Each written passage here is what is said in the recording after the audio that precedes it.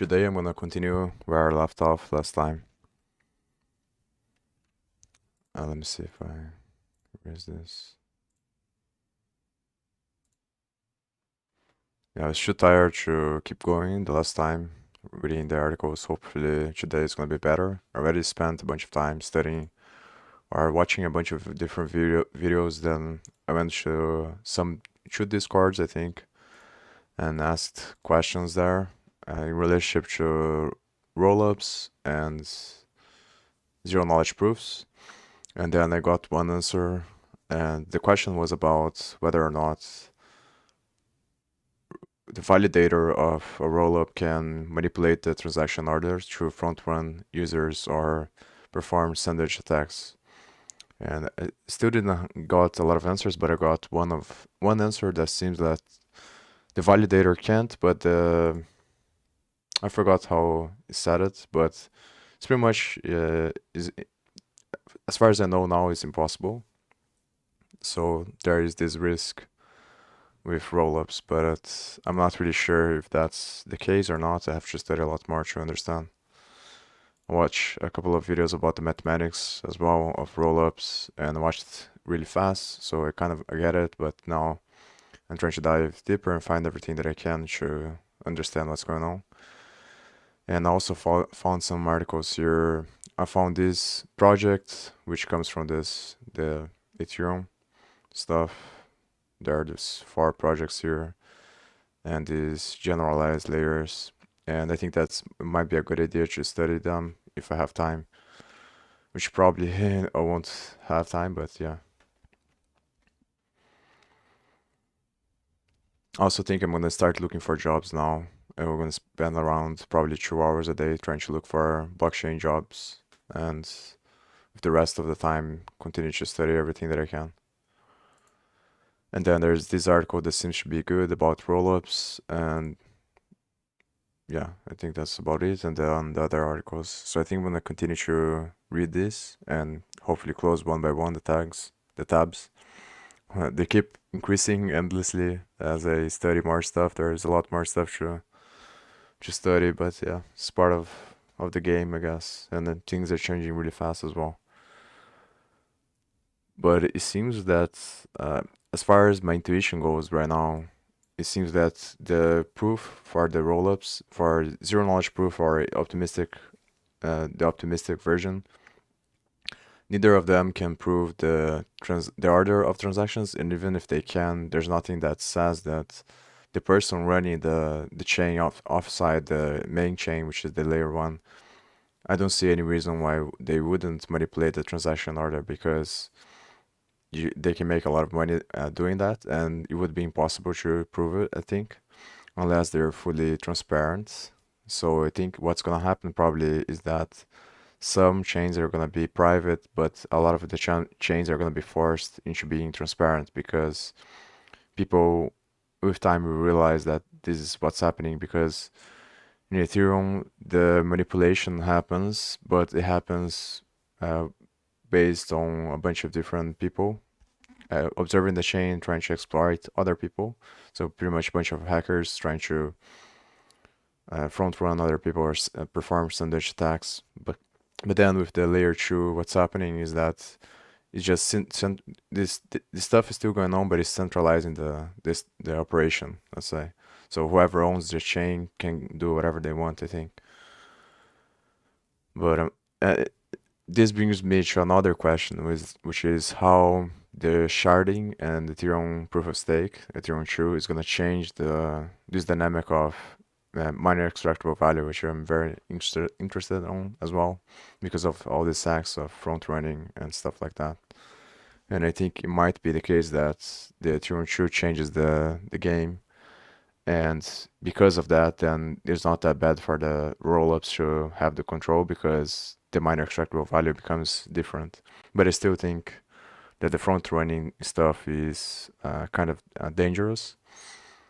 But yeah, it just means that there's space, I think, for building something that is transparent, building a layer 2 that is transparent, and that maybe keeps it doesn't have an priority of orders, let's say. I think that's probably the move, and it's gonna be what people do. So I'm gonna read these articles here, and then when I get tired, I'm gonna keep watching the videos, and then I'm gonna back to the articles and go back and forth. Oh, maybe I should start actually with doing the Vim training and the Italian stuff. Yeah, that's what I'm gonna do. Just so I keep the habit going. So I'm gonna open the project I have for learning Italian, which is a little script that I did.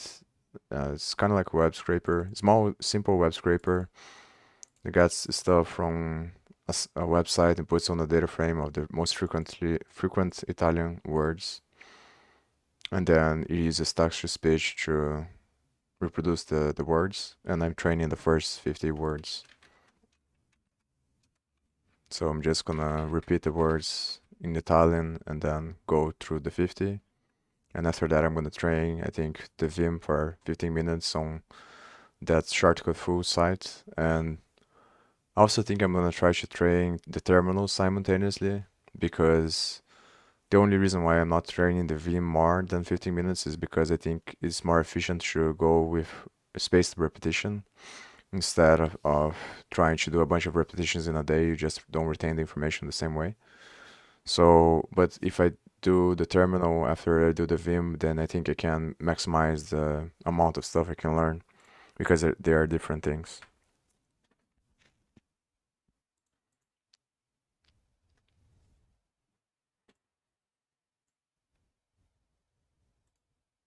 Io, I, Uh, il suo, Yo, his, Yosuo, che, yeah, that, lui, Louis, he, era, era, he, she was, per, per, for, su, su, on, come, come, as, like, con, con, with, loro, luro, they, essere, essere, to be, a, a, at, uno, uno, one, avere, avere, to have, questo, questo, this, da, da, from, di, di, by, caldo, caldo, hot, parola, parola, word, ma,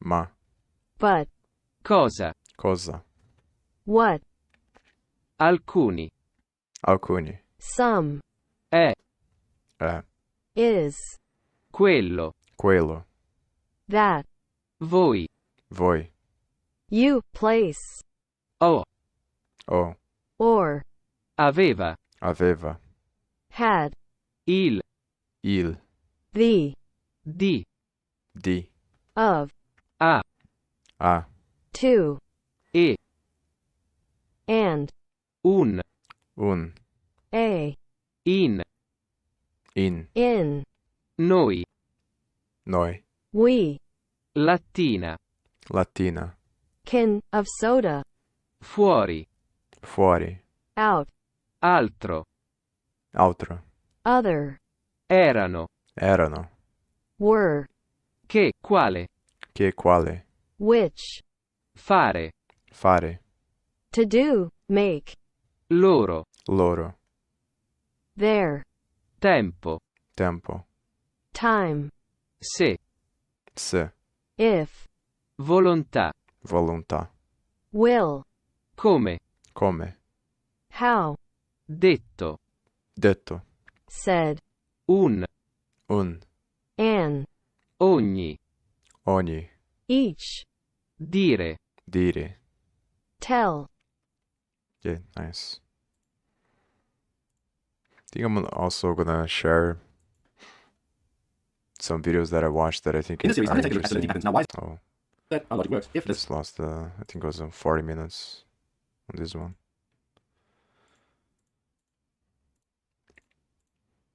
Which is the shoot channels here that they talk about the effects of social media and one of the guys, I think is Daniel Schmattenberger. I'm not sure if I'm saying his name correctly, but I've seen his stuff for a long time. He's very intelligent, and yeah, I think it's really interesting and important to listen to these conversations because they talk about essentially what I'm interested on, which are the dangers of artificial intelligence and what can we do as a collective to try to maximize the probability that the transition to AGI is going to be done in such a way that doesn't destroy ourselves. And then they talk about the multipolar trap, which is a word for explaining the natural equilibrium of a market economy in relationship to artificial intelligence, and not just in relationship to artificial intelligence, it's just the natural momentum that a market economy has to polarize things because people use the money and the asymmetry of information to reinforce that, and that becomes momentum and distributes the mass, and it becomes a self-fulfilling prophecy. So the tendency is to go through exponential curve, and then there's not enough force to control that curve because technology makes it asymmetrical, and the momentum and energy is too much to contain.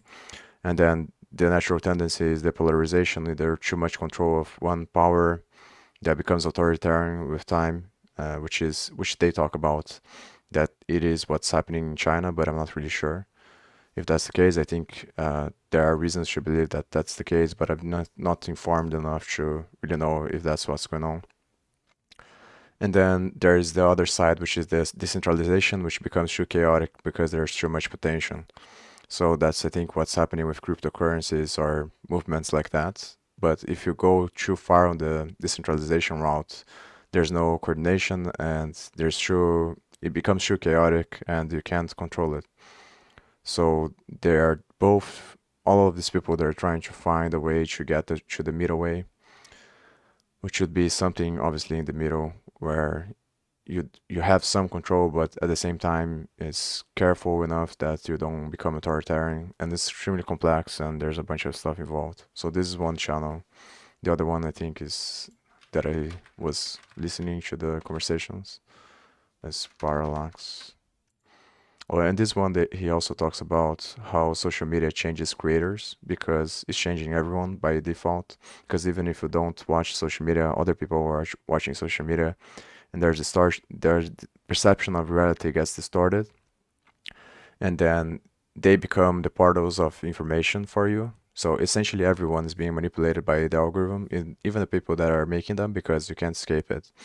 So that I think that's another mistake that people make, where they think that there's a group of small people trying to control everyone, and there's some truth to that, but the truth is that the system goes beyond any kind of person because nobody is intelligent enough to, at least so far, to figure out a way to change the system in such a way that the growth of artificial intelligence doesn't uh, destroy or increase the probability of self-destructive event or catastrophic event. And I think this is really important. It's probably the most important thing we can focus on the midterm and long term, I think. And maybe it's gonna happen faster than everyone sees because there's these things already happening at an exponential rate with artificial intelligence and DALI 2 and stuff like that, where there's diffusion now, which is a free open source way to create images in the same way that DALI 2 creates. And there's no way to tell what's gonna be the impact of that in the short term, even the short term, because everyone can create images and then soon videos and also speech and manipulate everything. And essentially that becomes narrative warfare and misinformation and stuff like that, where it becomes pretty much impossible to know what's true or not.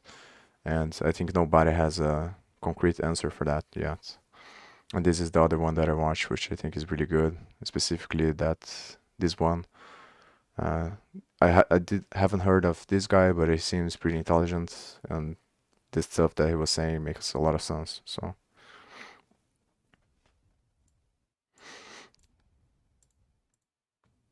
okay, so now I'm gonna train this Vim stuff here, and I think I'm gonna train for 15 minutes and then I'm gonna go read the articles and maybe I think I'm gonna train for 15 minutes, read one article or two, and then go back and train again for the terminal instead of Vim. It's probably better to train them separately instead of right away. I'll put some music for myself in the background.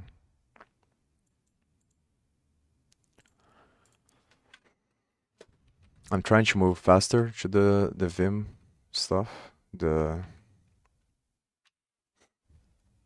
keywords, because a lot of them repeat the previous ones as well.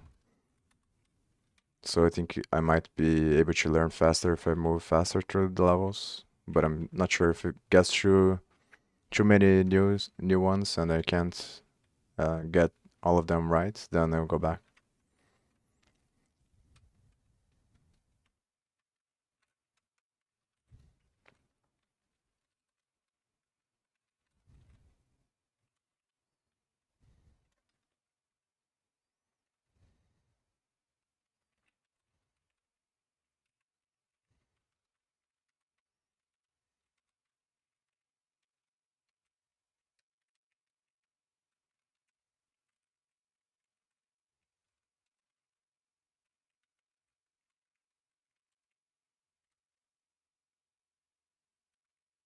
On this one, sorry, I think it was something like this.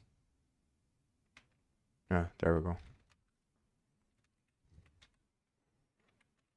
These ones are actually kind of easy to know because they're just combination of different commands.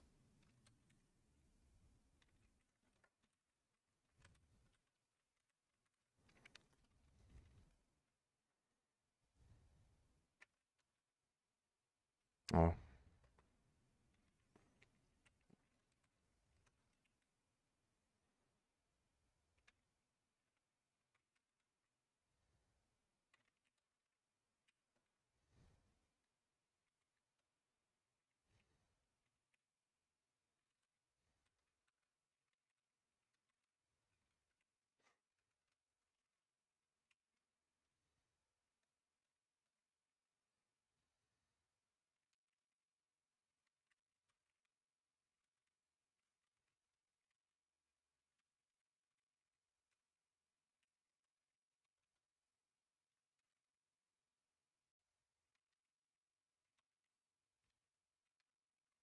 fuck.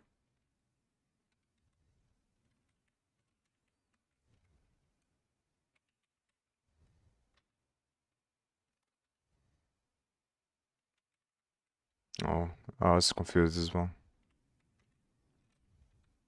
That's because it changes the pattern.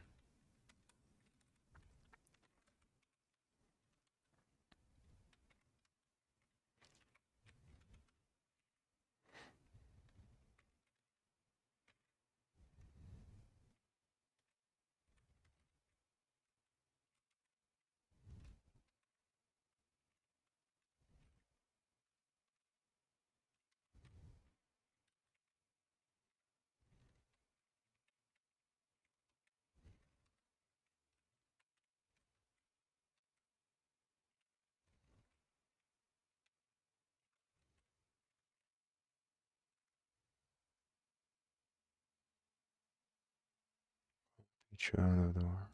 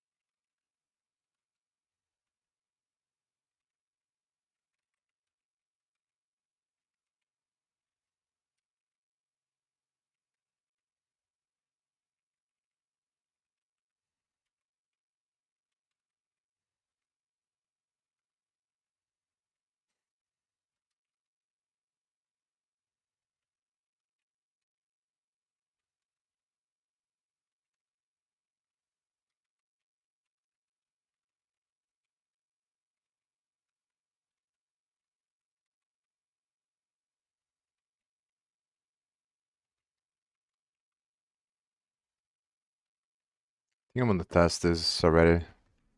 I feel like I remember all of them.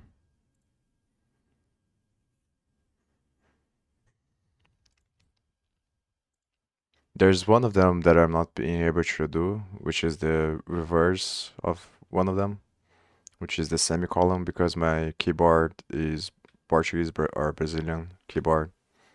So it doesn't work because I don't think it understands that is a Brazilian keyboard. But then if I press space, it works, but not on the test. So there's one of them that I failed regardless. It's not a big deal. It's not this one, it's the other one that is the reverse.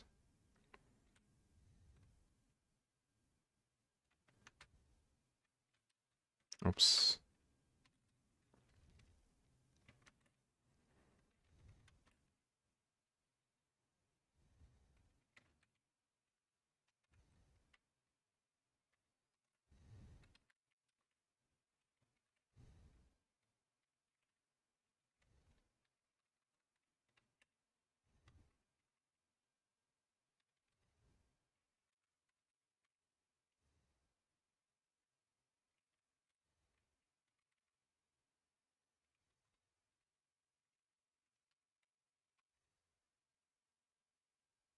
I think this is 5, did it? This one I can't do. Because if I press the semicolon. Oh, okay, yeah. So the other one is the reversed. This one is the just the repetition. So if I press the semicolon, it gives me that one, which is a mistake.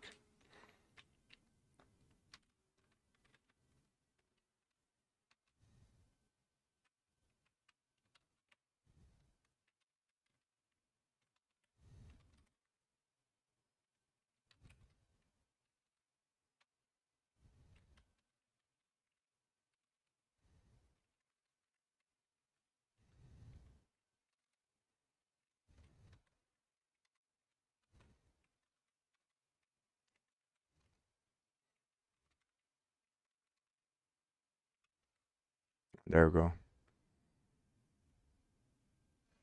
I guess small mistake here as well.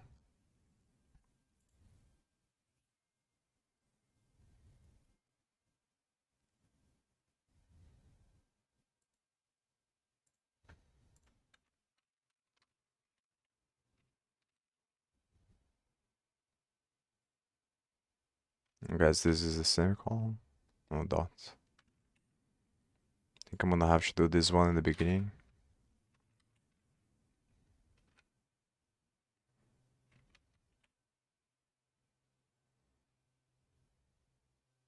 Interesting. Paste before cursor.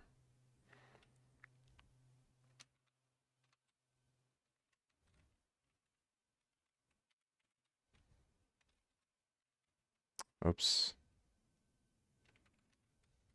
Oops.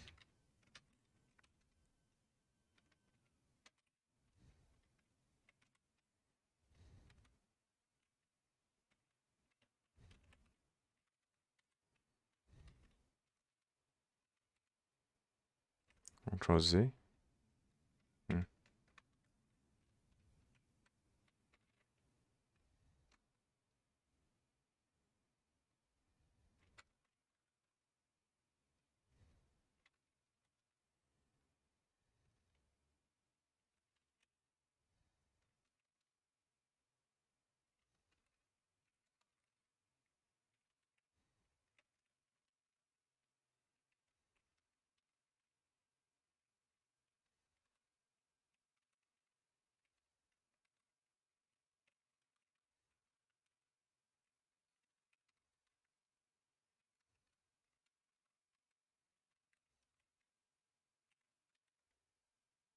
Oops.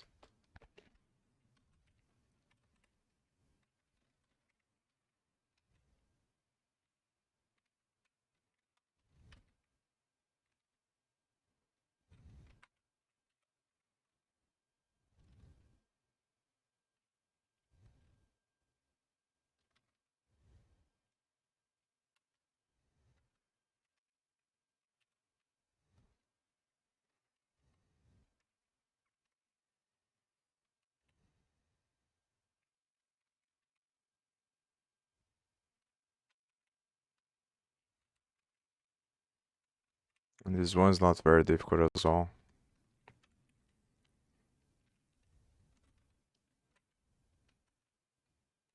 Pretty much combine the commands from previous ones.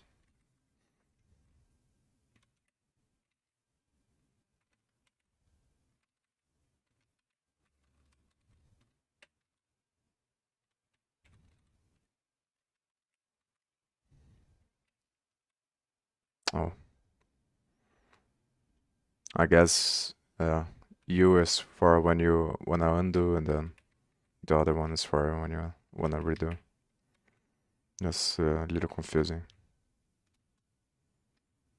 Yeah.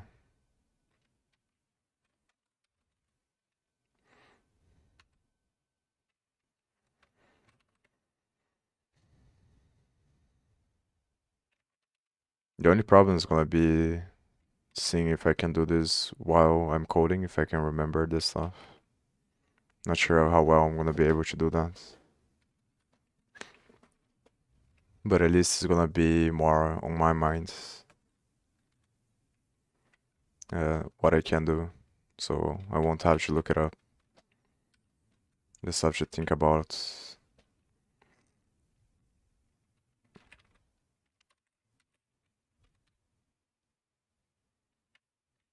Um,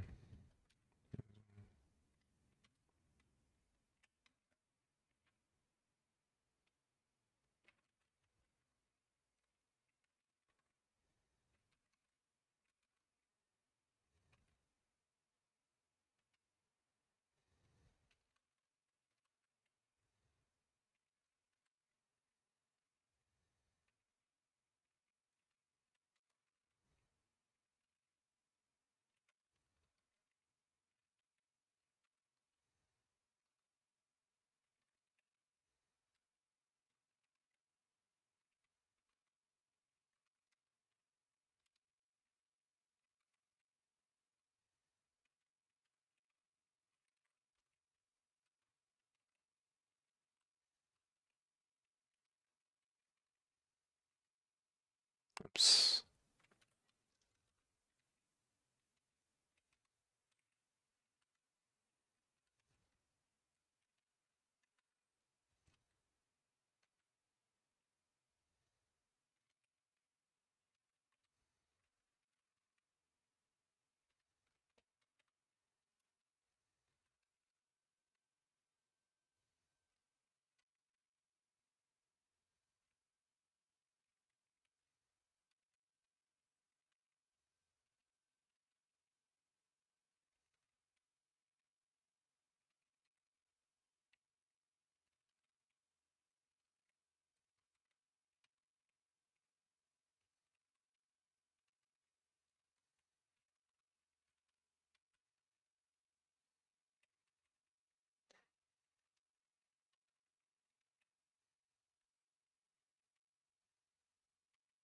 I think I can stop the delay and just hide.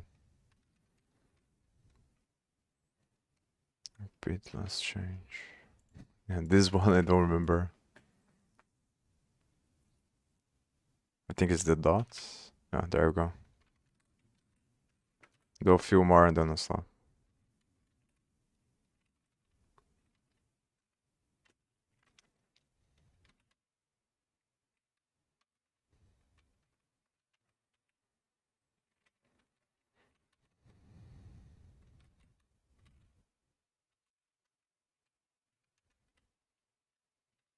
I think this is enough.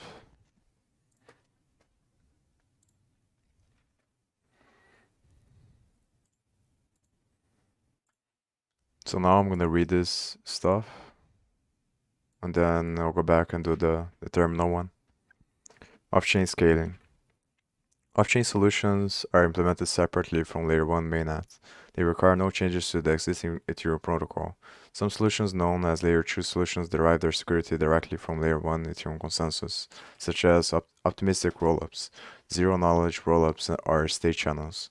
Other solutions involve the creation of new chains in various forms that derive their security separately from mainnet, such as sidechains, validiums, or plasma chains. These solutions communicate with mainnet but derive their security differently differently to obtain a variety of goals. Layer 2 scaling. This category of off-chain solution derives its security from mainnet Ethereum. Layer 2 is a collective term for solutions designed to help scale your application by handling transactions of the Ethereum mainnet, Layer 1, while taking advantage of the robust decentralized security model of mainnet.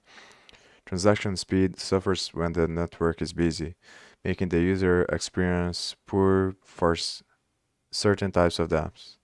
I think I'm not gonna read this one because it feels like more of a review at this point that I am right now. Maybe I'll go directly to this one. So it's pretty much a way to connect Ethereum to other applications or chains or stuff like that by using uh, a hash function, something like a hash function, which is a rollup, which is the zero knowledge proof, which is a mathematical mechanism, which is pretty much a function that allows you to verify something without having to look at the contents of that thing. So that allows for scale and privacy, I think.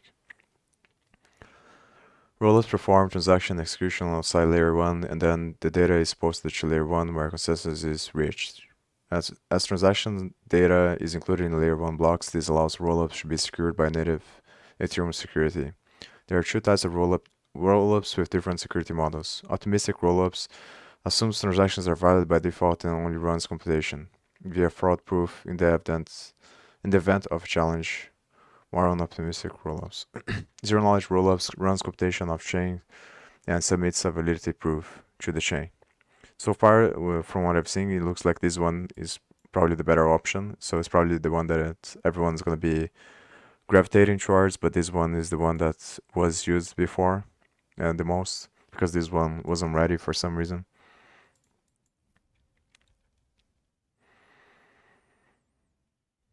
And I guess I'm gonna learn more how they are implemented by investigating the projects, the smart contracts of the projects, so I can understand. But as far as I saw there briefly, it is like any other smart contract where you have these functions, and then the only difference is that one of the functions is the zero knowledge proof, and there's also this article or this architecture that I saw, which is really useful, which I'm also going to spend some time looking at. But this is the architecture of the optimistic rollup on Ethereum, which seems really complicated. It is really complicated actually. But I'm gonna look more into this later probably. State channels utilize multi-sig contracts to enable participants to transact quickly and freely off-chain, then settle finality with mainnet. This minimizes network congestion, fees, and delays. The two types of channels are currently state channels and payment channels. Sidechains. Sidechain is an independent EVM-compatible blockchain which runs in parallel to mainnet. These are compatible with Ethereum via two-way bridges and run under their own choosing rules of consensus and block parameters. So I guess the difference between the sidechain and a rollup is that the sidechain works at the EVM level and the rollup doesn't. The rollup is implemented on the contract. And I think I remember seeing something like that. I think that what's gonna happen or what's already happening is that people are figuring out a way to make the zero knowledge proof also EVM compatible. So it will work at the EVM level, not the smart contract level. And that's the next step I think they're going through, or they have gone through already. But the videos I saw, I think were really recent, so maybe that's still an ongoing thing. And I think that Vitalik said that that's the reason why you should focus more on zero knowledge proofs instead of optimistic, because when this zero knowledge proof becomes EVM compatible, then everything is gonna move more towards that, as far as I understand right now. A plasma chain is a separate blockchain that is anchored to the main Ethereum chain and uses fraud proofs like optimistic rollups to arbitrate disputes. A Valerium chain uses validity proofs like zero knowledge rollups, but data is not stored on the main layer 1 Ethereum chain. This can lead to 10k transactions per second per Valerium chain, and multiple chains can be run in parallel. Why are so many scaling solutions needed? Multiple solutions can help reduce the overall congestion on any one part of the network and also prevent single points of failure. The whole is greater than the sum of its parts. Different solutions can exist and work in harmony, allowing for an exponential effect on future transaction speed and throughput. Not all solutions require utilizing the Ethereum consensus algorithm directly, and alternatives can offer benefits that would otherwise be difficult to obtain. No one's scaling solution is enough to fill the Ethereum vision.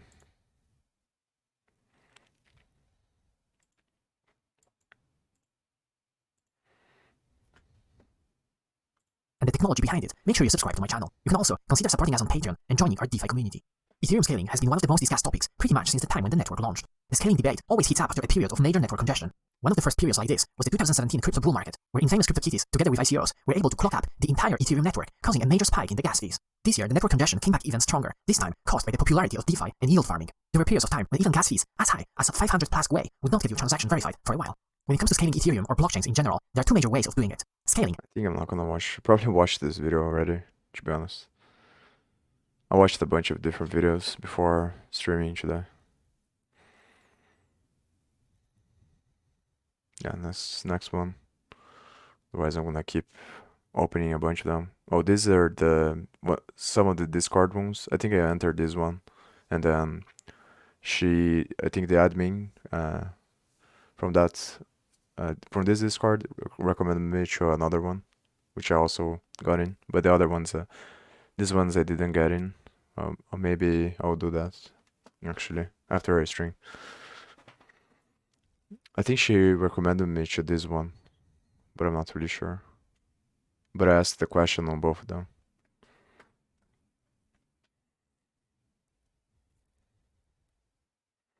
Yeah, so I think I'll leave this tab open for later. Probably gonna join this other Discords, see if there's anything there.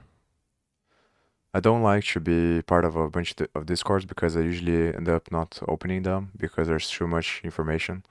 But I think in this case it might be necessary because since there's still things are developing really fast and everything is always changing, I think on the Discords it's probably more likely that I'm gonna find information of the current direction things are going.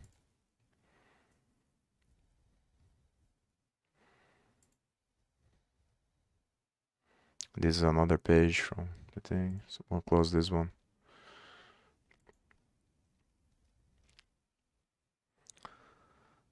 Yeah, I think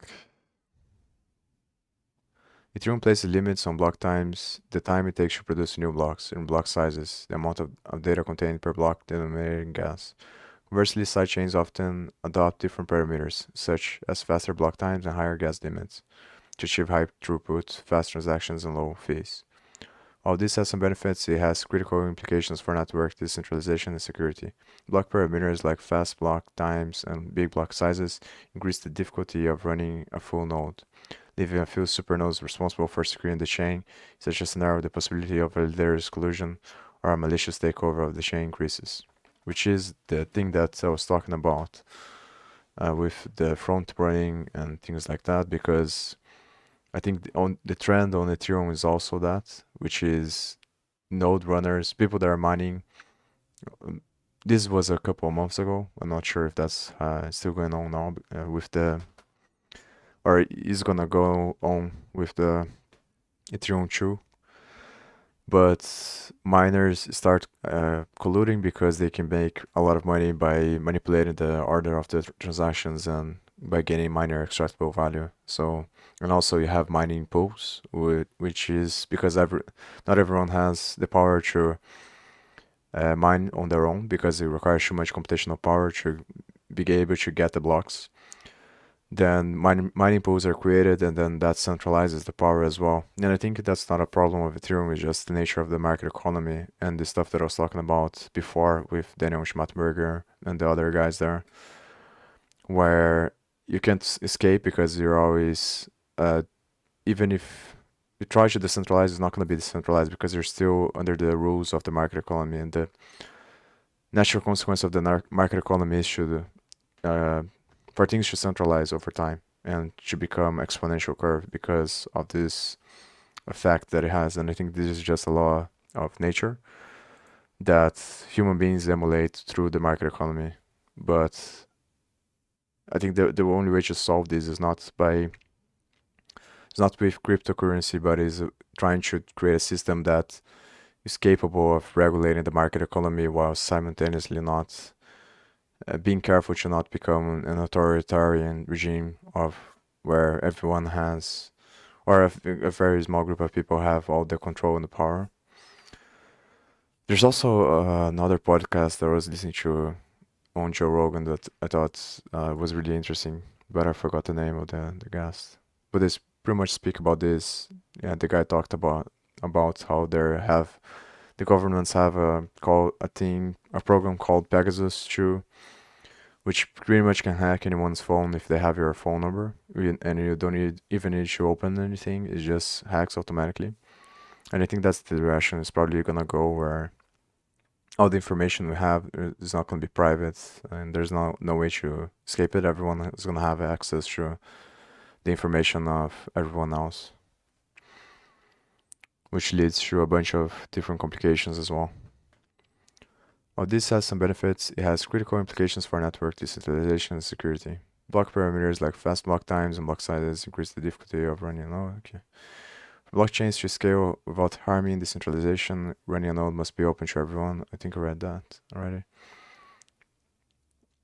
Some sidechains are EVM compatible and are able to execute contracts developed for the Ethereum virtual machine. EVM compatible sidechains support smart contracts written in Solidity as well as other EVM smart contract languages, which means smart contracts written for Ethereum mainnet will also work on EVM compatible sidechains.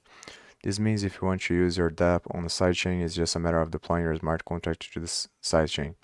It looks, feels, and acts just like mainnet. You write contracts in Solidity and interact with the chain via the sidechain's RPC. Because sidechains are EVM compatible, they are considered a useful scaling solution for Ethereum native dApps. With your dApp on a sidechain, users can enjoy lower gas fees and faster transactions, especially if mainnet is congested.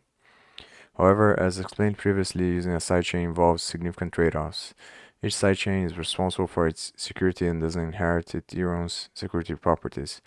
This increases the possibility of malicious behavior, which can affect your users or put their funds at risk. Asset movement. In order for a separate blockchain to become a sidechain to Ethereum mainnet, it needs the ability to facilitate the transfer of assets from and to Ethereum mainnet. This interoperability with Ethereum is achieved using a blockchain bridge. Bridges use smart contracts deployed on Ethereum mainnet and a sidechain to control the bridging of funds between them.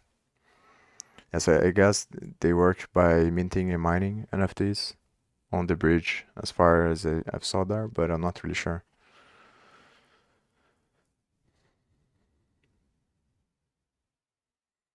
Maybe I'll read this later.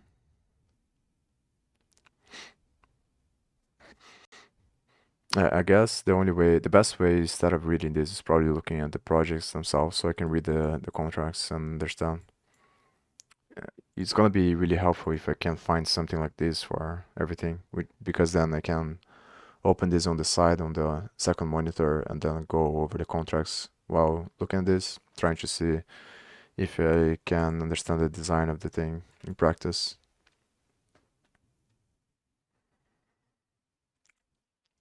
But I also have to study Uniswap today and this stuff here, because I don't want to spend a lot of time after I read the paper without looking at this, because I think it's gonna make it harder to understand what's going on in the contract. So I want to look at this today if possible. So I might not have time for that. In order for a separate blockchain to become a sidechain to Ethereum mainnet, it needs the ability to facilitate the transfer of assets from and to Ethereum mainnet. This interoperability with Ethereum is achieved using. Okay, I read that. Our bridges help users move funds between Ethereum and the sidechain. The assets are not physically moved across the two chains. Instead, mechanisms that typically involve minting and burning are used for transferring value across chains. Pros and cons of sidechains. Pros. The technology underpinning sidechains is well established and benefits from extensive research and improvements in design. Sidechains support general computation and offer EVM compatibility. They can run Ethereum native apps. Sidechains use different consensus models to efficiently process transactions and lower transaction fees for users. DVM-compatible sidechains allow dApps to expand their ecosystem. Cons. Sidechain trade-off some measure of decentralization trustless for scalability. Sidechain uses a separate consensus mechanism and doesn't benefit from Ethereum's security guarantees. Sidechains require higher trust assumptions, e.g., a quorum of malicious sidechain validators can commit fraud.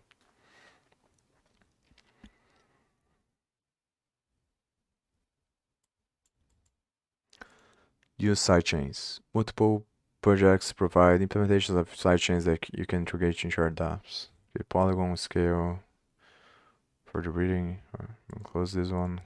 Next one. Zero knowledge rollups. Zero knowledge rollups. Maybe I'll leave this one for later because yeah, I think this one I'm gonna continue from this point. I remember I was reading this last time.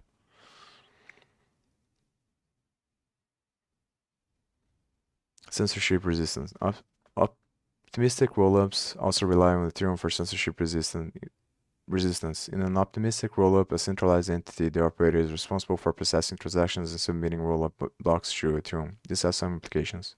Rollup operators can censor users by going offline completely or by refusing to either produce blocks that include certain transactions in them.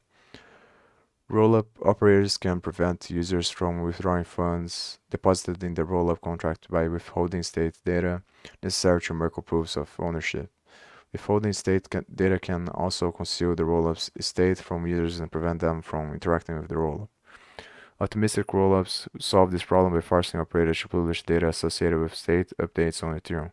Publishing rollup data on-chain has the following benefits. If an optimistic rollup operator goes offline or stops producing transaction batches, another node can use available data to reproduce the rollup's last state and continue block production. Users can use transaction data to create Merkle proofs proving ownership of funds and withdraw their assets from the rollup. Users can also submit their transactions on layer 1 instead of to the sequencer, in which case the sequencer has to include the transactions within a certain time limit to continue to produce valid blocks. Oh, this is very interesting. Users can also submit their transactions on L1, layer 1, instead of to the sequencer. Yeah, this is what the guy was saying, that the sequencer can change the order of transactions. So I think this is saying is that if the rollup is done on chain instead of through the sequencer, then users can submit directly to the chain, and then it probably reduces the risk of them having those sort of attacks, but I'm not really sure.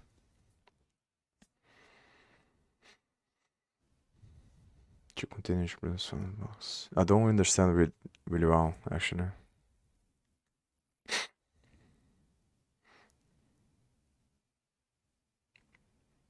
Yeah, you're publishing the data on chain.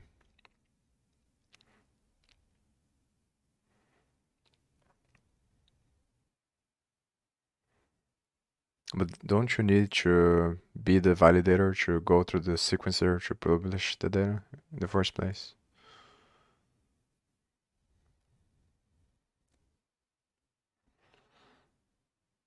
Can use transaction data to create Merkle proofs proving ownership of funds and withdraw their assets from the rollup. Yeah, this one makes sense, but this one doesn't make sense to me.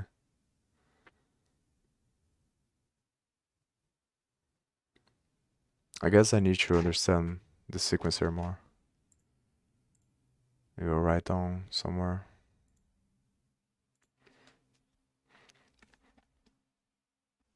Yeah, maybe after I study the architecture, it's gonna become easier to understand. Because it looks really complex through this thing here. Because I don't understand the connection between the sequencer and the validator and who's creating the rollup, the transactions. But I think what this is saying is the sequencer is like the bridge between whoever is creating the transactions and the smart contracts that has the Merkle proof on Ethereum on the layer 1. And what this is saying is that on this case, when you publish the data, the user can go directly into the contract instead of going through the sequencer. but I don't understand how this is possible, or because why have the sequencer in the first place then, if I can go directly into the layer one. Maybe it's just because of the volume of transactions, or yeah, I don't understand really well. Another role Ethereum plays in the context of optimistic rollups is that of a settlement layer. A settlement layer anchors the entire blockchain ecosystem, establishes security, and provides objective finality if a dispute occurs on another chain. Optimistic rollups, in this case, that requires arbitration. Ethereum mainnet provides a hub for optimistic rollups to verify fraud proofs and resolve disputes. Moreover, transactions conducted on the rollup are only final after the rollup block is accepted on Ethereum. Once a rollup transaction is committed to Ethereum's base layer, it cannot be rolled back, except in the highly unlikely case of a chain reorganization.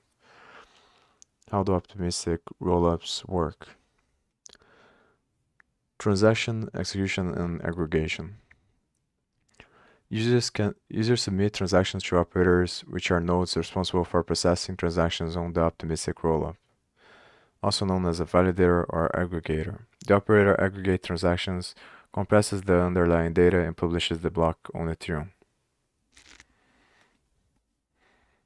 Okay, the operator aggregates transactions, compresses the underlying data. Yeah, so the validator is the node. Okay, I think I get it.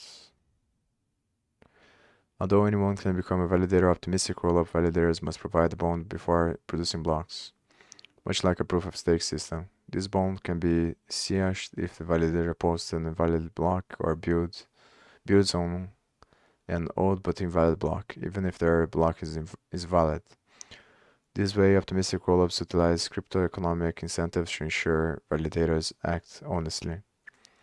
Other validators on the optimistic rollup chain are expected to execute the submitted transactions using their copy of the rollup's state. If a validator, how is that synchronized? This is, I think, it's hard to understand because I don't understand if there are several different nodes on the layer one, and then they're all validating on each one, or is it just one node and a bunch of different validators that go through the node?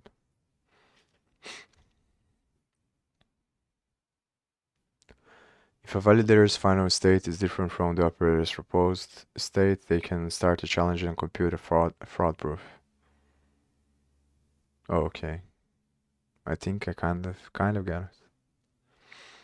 So everyone can create their own, but they'll have the operator, which is the main one, which is the one that is being proposed.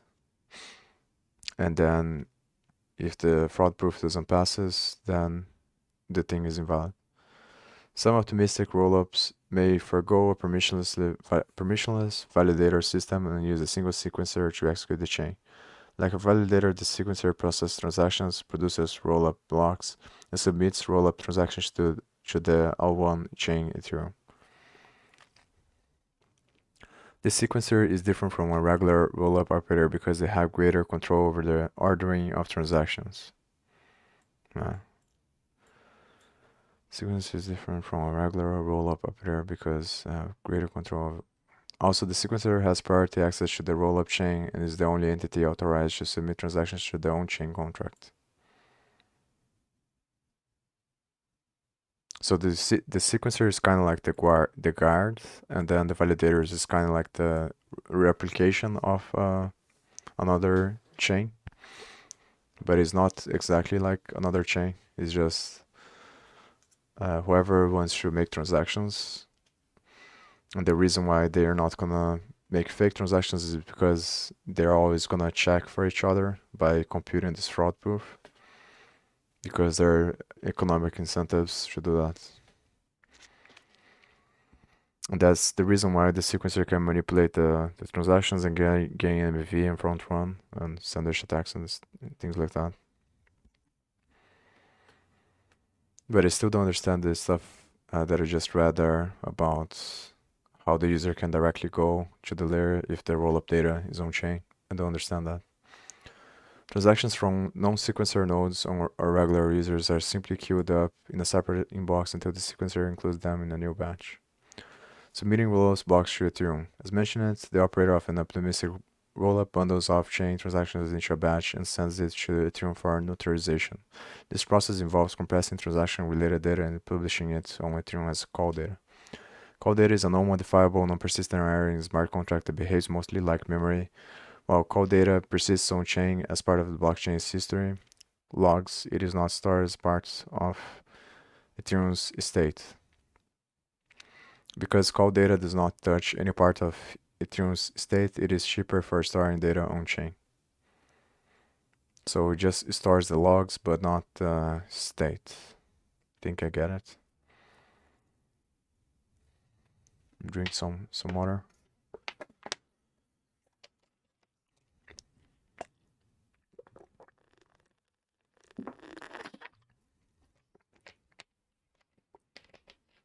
So maybe this is the information that it gets passed into the extra data. I think that's what happens. Whenever you're making calls from Web3 to get the block information, you get the extra data field. And I think that's the kind of stuff that gets sent to the extra data.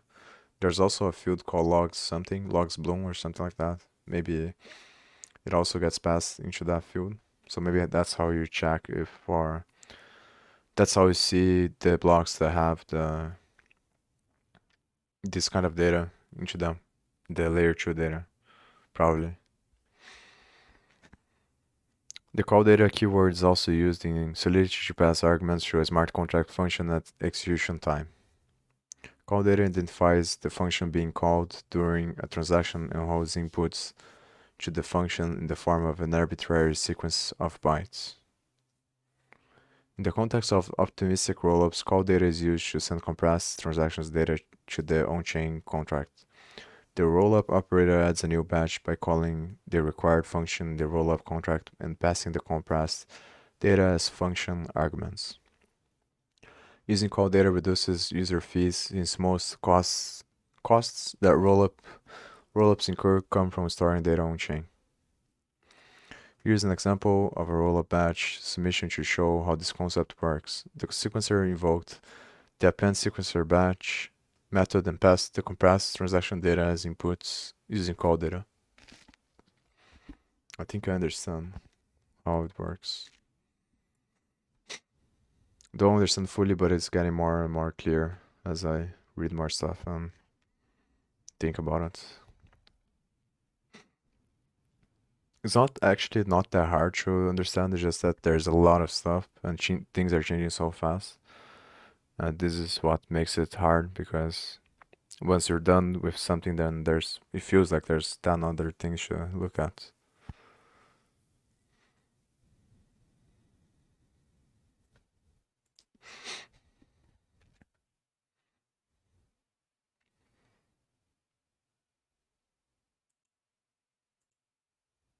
I guess I can't see the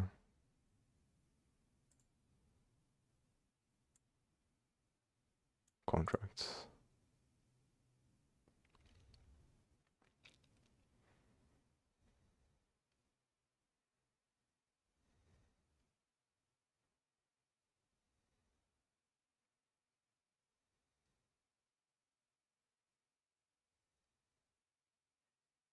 Also have to study randomness on chain to see what's the best. It's probably something from OpenZeppelin, if I had to guess. The people are using to produce randomness on the blockchain.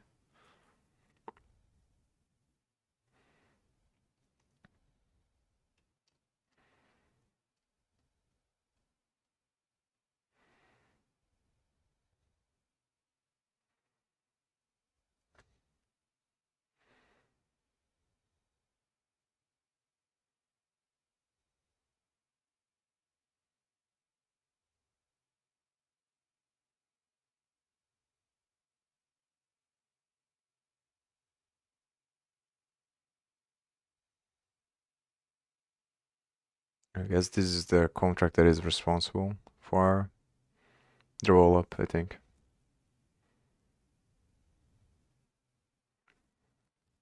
minimum, maximum, which is gonna determine the size of the block for the optimistic, for the optimum, or whatever it is. Oh, yeah, optimism. I think is layer 2, optimism. Yeah, is the generalized layer 2, not an application.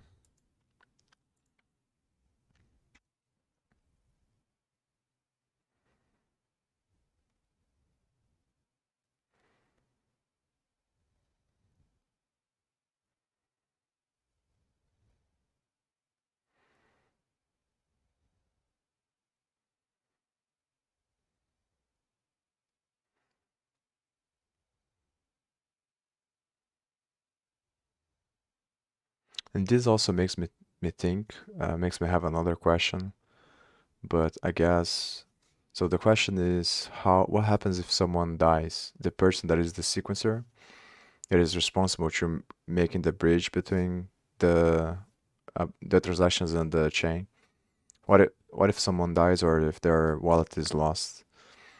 But I guess the answer to that is probably they have either proxy contracts or multiple different owners, depending on how big the thing is. But you can imagine if everyone loses their wallets, then there might be the chance that the whole ecosystem that is built on top of that gets lost as well, which I think is kind of crazy if you think about it. Imagine if Polygon, for example, if the people lose their wallets.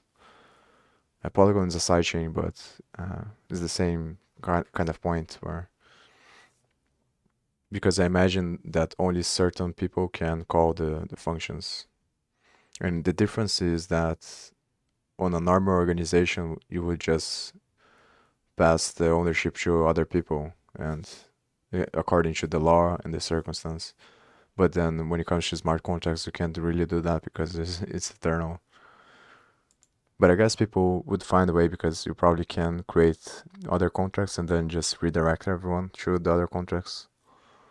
Because it's not like it's storing a state, it's just making a bunch, it's just scaling the transactions. The data is still on the Ethereum. That's the difference, I think.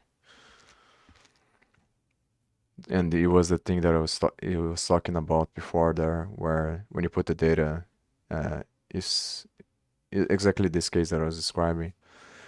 Anyone can just get the data from the point that the other people stopped and then start again. I guess that's the solution there, probably.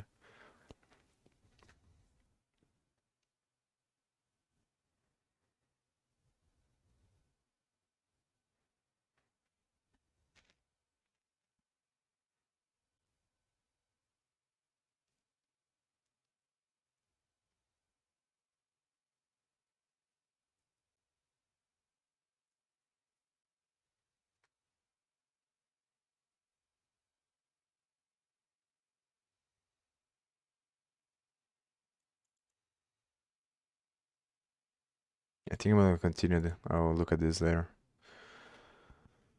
State commitments. At any point in time, the optimistic rollups state accounts balances, contract code, etc. is organized as Merkle tree called the state tree. The root of this Merkle tree, state root, which references the rollup's latest state, is hashed and stored in the rollup contract. Every state transition on the chain produces a new rollup state, which an operator commits to by computing a new state root. The operator is required to submit both old state roots and new state roots when posting batches. If the old state root matches the existing state root in the on-chain contract, the later is, or the latter, I think it's the later, is discarded and replaced with the new state root. The rollup operator is also required to commit a Merkle root for the transaction batch itself. This allows anyone to prove their inclusion of a transaction in the batch on layer 1 by presenting a Merkle proof. State commitments, especially state roots, are necessary for proving the correctness of state changes in an optimistic rollup. The rollup contract accepts new state roots from operators immediately after they are posted, but can later delete invalid state roots to restore the rollup to its correct state. Fraud proving. As explained, optimistic rollups allows anyone to publish blocks without providing proofs of validity. However, to ensure the chain remains safe, optimistic rollups specify a time window during which anyone can dispute a state transition. Hence, rollups blocks are called assertions since anyone can dispute their validity. If someone disputes an assertion, then the rollup protocol will initiate the fraud proof computation. Every type of fraud proof is interactive. Someone must post an assertion before another person can challenge it. The difference lies in how many rounds of interaction are required to complete the fraud proof. Yeah, the rollup protocol will initiate the fraud proof. Okay, so I guess it's just calling a function on the contract to validate whenever there is a state transition, and it's probably based on the block timing from one of the functions inside of the contract as well. Single round interactive proving schemes replay disputed transactions on L1 to detect invalid assertions. The rollup protocol emulates the re-execution of the disputed transaction on layer 1 Ethereum using a verifier contract, with the computed state root determining who wins the challenge. If the challenger's claim about the rollup's correct state is correct, the operator is penalized by having their bond slashed.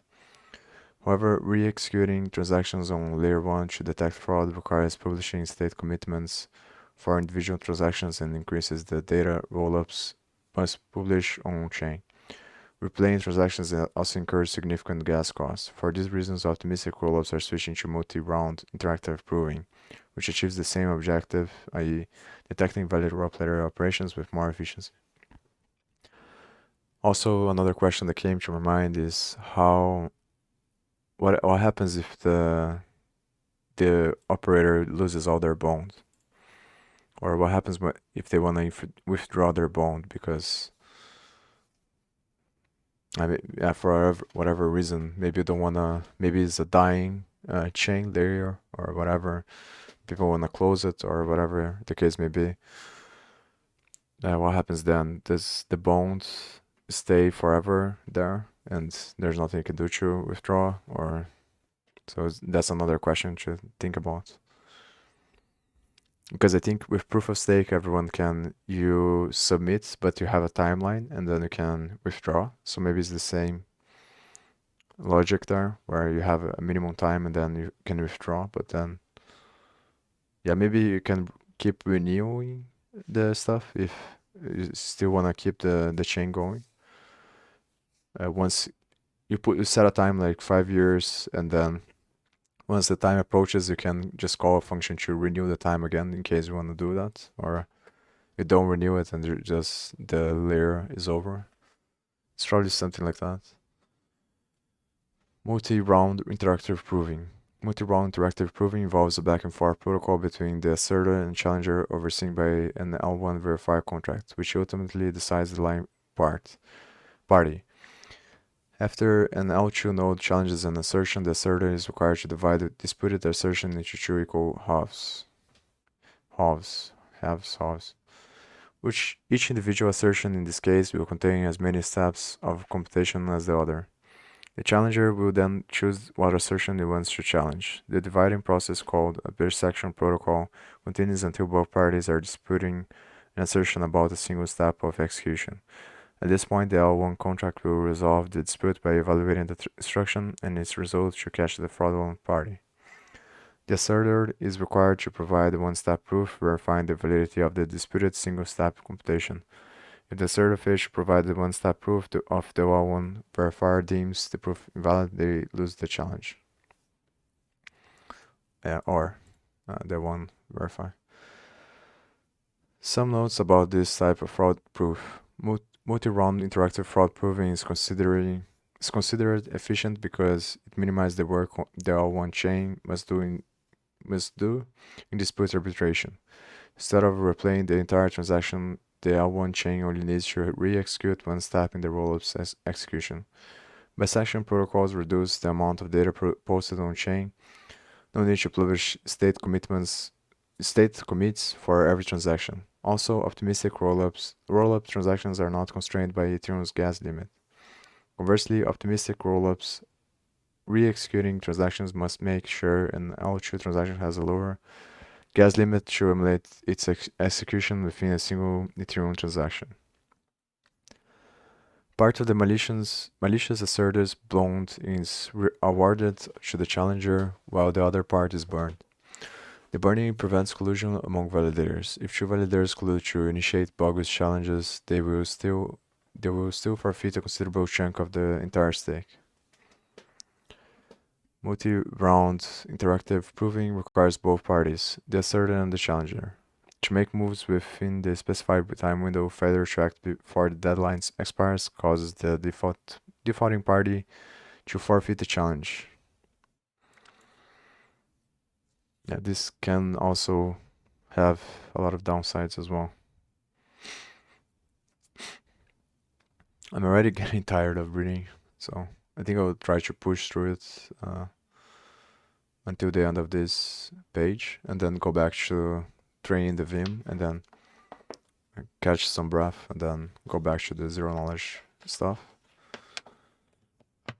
to the zero knowledge proof instead of the optimistic one.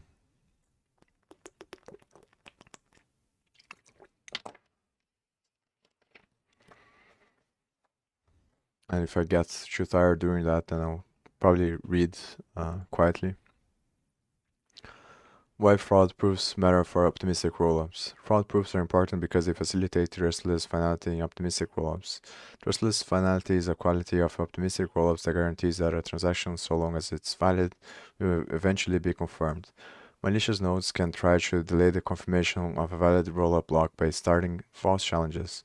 However, fraud proofs will eventually prove the rollup block's validity and cause it to be confirmed. This also relates to another security property of optimistic rollups. The validity of the chain relies on the existence of one honest node. The honest node can advance the chain correctly by either posting valid assertions or disputing invalid assertions. Whatever the case, malicious nodes who enter into dispute with the honest node will lose their stake during the fraud and proving process. L1, L2 interruptibility. Optimistic rollups are designed for interruptibility with Ethereum mainnet and allows users to pass messages and arbitrary data between L1 and L2. They are also compatible with the EVM, so you can port existing dApps to optimistic rollups to create new dApps using Ethereum developments too.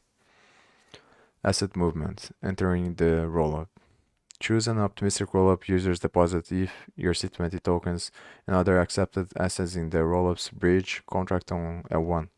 The bridge contract will relay the transaction to L2, where an equivalent amount of assets is minted and sent to the user's chosen address on the optimistic rollup. User-generated transactions like L and L1, L2 deposits are usually queued until the sequencer resubmits them to the rollup contract. However, to preserve censorship resistance, optimistic rollups allow users to submit a transaction directly to the on-chain rollup contract if it has been delayed past the maximum time allowed. Some optimistic rollups adopt a more straightforward approach to prevent sequencers from censoring users. Here are blocks defined by all transactions submitted to the L1 contract since the previous block, e.g. deposits, in addition to the transactions processed on the rollup chain. If a sequencer ignores an L1 transaction, it will publish the probably wrong state root. Therefore, sequencers cannot delay user-generated messages once posted on L1. The other question that I have here is, if you have to deposit on L1, you have to go into the bridge. How is it faster for the transactions to happen? Because you still have to go through the L1 bridge to mint the tokens. I don't understand this really well.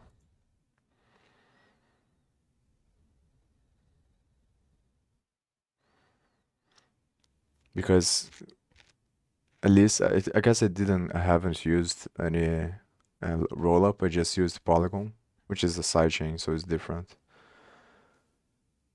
But as far as I seen and I think, usually the way you do it is you just go directly on the protocol or whatever the thing you're using. you don't have to deposit, but I guess it's different. I guess maybe it works, you deposit a large amount, and then with the large amount, once you have in the ecosystem, then you can trade with that amount outside on the rollup. And then after you do all the trades you want to do, then you can go back and burn the tokens. But it's still unclear to me how this works on the application level of where regular people users are gonna use the thing, how it works.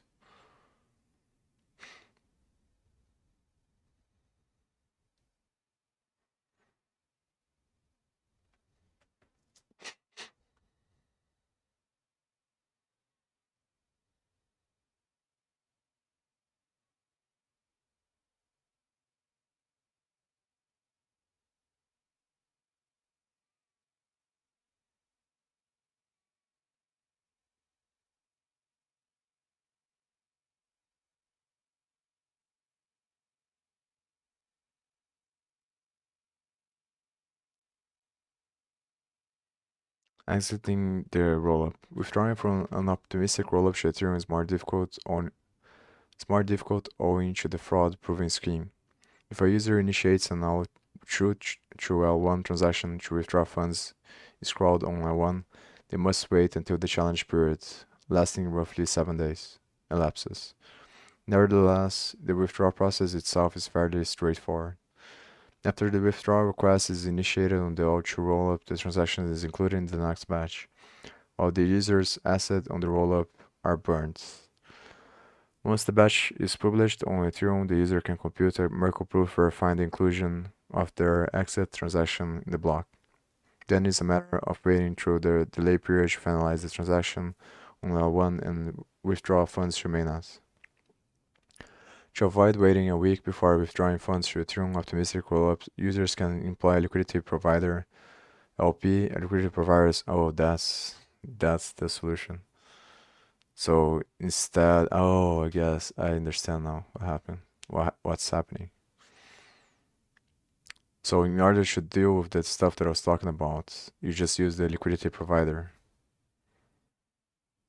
So you don't really do anything on chain, on Ethereum. Instead of, I guess what's actually happening in practice is instead of going directly to the contract, you can do that, but then you're gonna pay a higher gas fee because you still have the initial transaction of sending the funds into the rollup. But instead of doing that, they probably have another contract for liquidity providers, and the providers have the money on the other chain, and then they use the abstraction of the token that is created when you call whatever function for the liquidity provider, and then the liquidity provider does the transactions, and your money never actually goes into the. But I guess you still have to pay gas anyway to call the liquidity provider. So I'm not really sure if that's what's going on.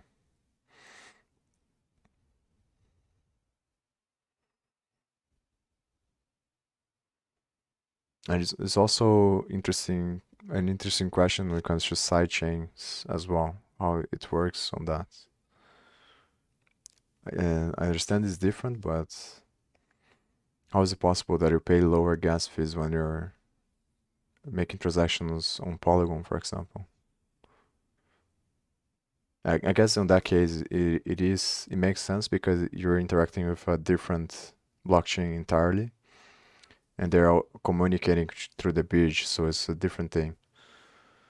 That's why in the rollups it doesn't make sense to me because you're not actually interacting with a different blockchain, you're just interacting with Ethereum, so you're gonna have to pay the gas anyway at some point. And you're gonna have to wait for the transaction anyway. So I don't really understand this part yet. On the withdrawal, I think it makes sense, but yeah. Liquidity provider assumes ownership of a pending L2 withdrawal and pays the user on L1 in exchange for a fee. Liquidity providers can check the validity of the user's withdrawal request by executing the chain themselves before releasing funds. Also, they're gonna act as the thing that's But I guess I have to read the zero knowledge one as well to understand because I think this is the old one probably, and what everyone's gonna move towards is the zero knowledge one. So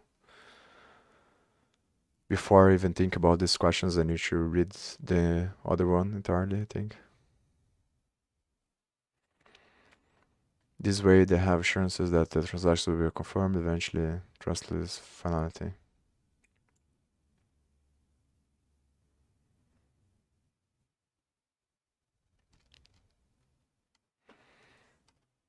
Uh,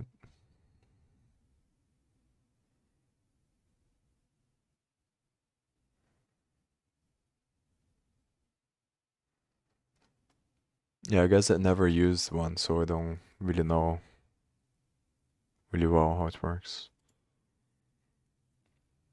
And probably this is the next step is to go through these ecosystems and try to use them or read their documentation and things like that. I think that's gonna be better to understand what's going on. But I think I kind of get it now, where the bridge is made by liquidity providers is very similar to the principle of decentralized exchanges. Pretty much the same thing, where liquidity providers create the bridge between traders. It is pretty much the same thing, actually. You're creating a DEX between the chain and the rollup ecosystem. That's what's happening. And yeah, I think I'll be right back.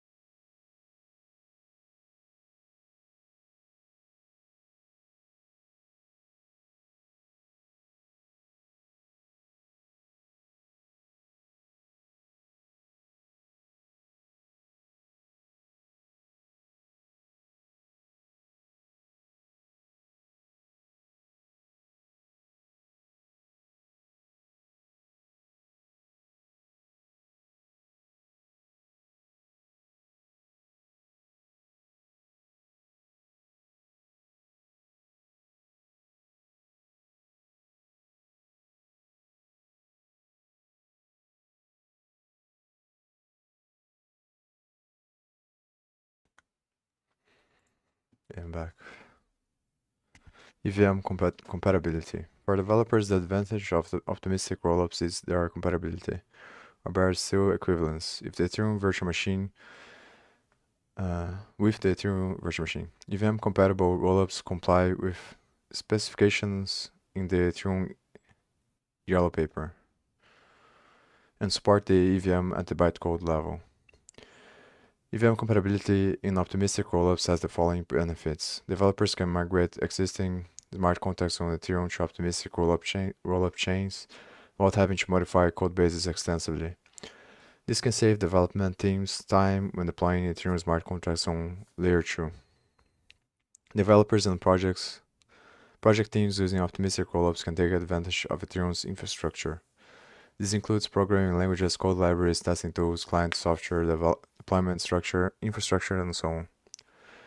Using existing tooling is important because these tools have been extensively debugged, and improved over the years. It also removes the need for Ethereum developers to learn how to build with an entirely new development stack. Cross-chain contract calls. Users externally owned accounts interact with L2 contracts by submitting a transaction to the rollup contract or having a sequencer or validator do it for them. The users externally own accounts by submitting a transaction to the rollup contract or having a sequencer or validator do it for them.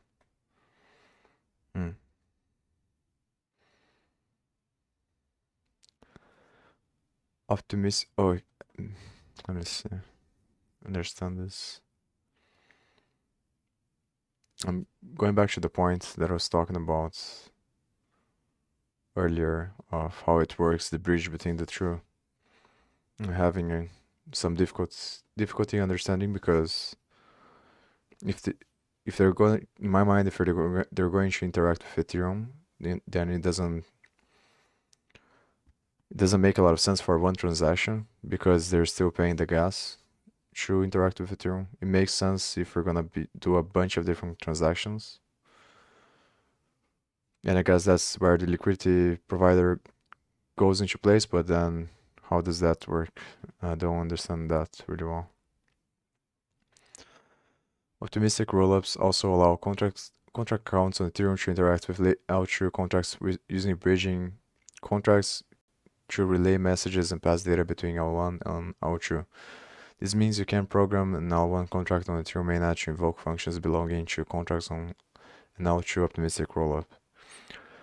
Cross-chain contract calls happens asynchronously, meaning the call is initiated first, then executed at a later time. This is different from calls between the two contracts on Ethereum, where the call produces results immediately. An example of a cross-chain contract call is the token deposited described earlier. A contract on L1 scrolls the user's token and sends a message to a paired L2 contract to mint an equal amount of tokens on the rollup. As cross-chain message calls result in contract execution, the sender is usually required to cover gas costs for computation. Yeah, that's the thing. It is advisable to set a high gas limit to prevent the transaction from failing on the target chain. The token bridging scenario is a good example. If the L1 side of the transactions depositing the tokens works, but the L2 side minting the new tokens fails due to the low gas, the deposit becomes irrecoverable. Finally, we should note that L2 L1 message calls between contracts need to account for delays. L1 L2 calls are typically executed after some minutes. This is because messages sent to mainnet from the optimistic rollup cannot be executed until the challenge window expires. Then a whole other set of questions is how are the transactions being validated outside? But I guess there isn't any mechanism. It's just, but how are they doing the transactions inside of the other ecosystem, which is the rollup ecosystem? And I guess this obviously is going to depend on each layer 2, but I don't Yeah, I'll have to look to study more or go more into depth on them to understand. Maybe probably reading the documentation is gonna be enough. The initial part, I don't want to spend a bunch of time studying that. I just want to understand the main concepts and how everything works. And I think it's probably better to spend time studying the yellow paper instead of these things, and I don't have a lot of time to study everything, so.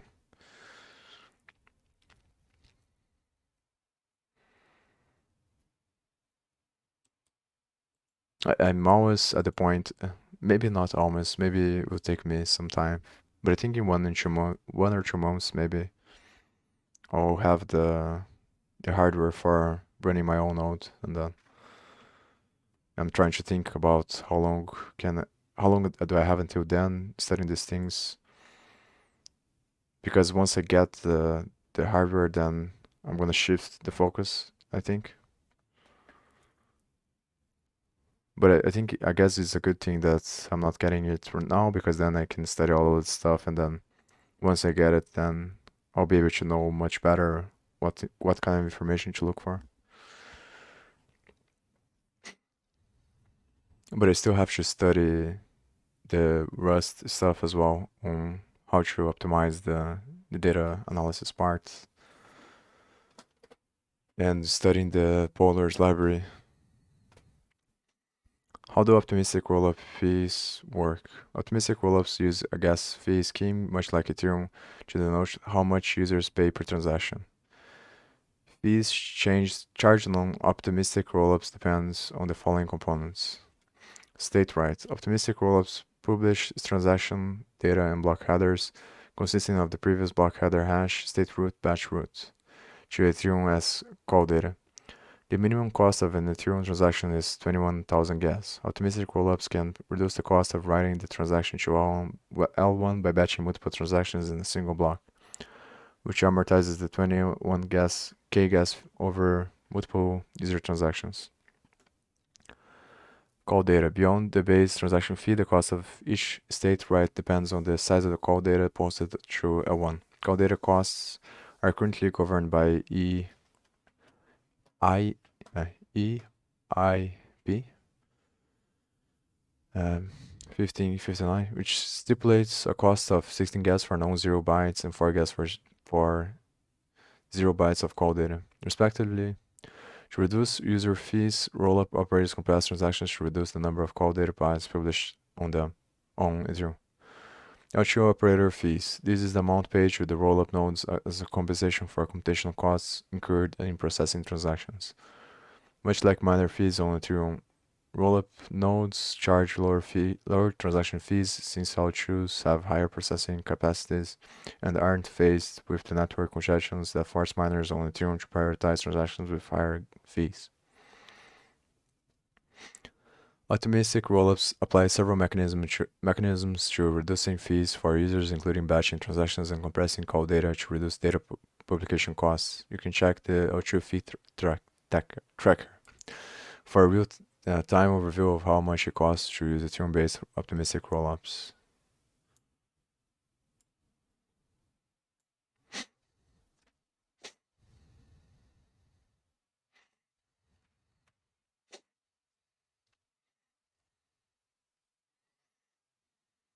Oh, I guess I understand what's going on. Maybe not. I keep going back to how is it possible to call the method on the Ethereum mainnet and still reduce the gas fees?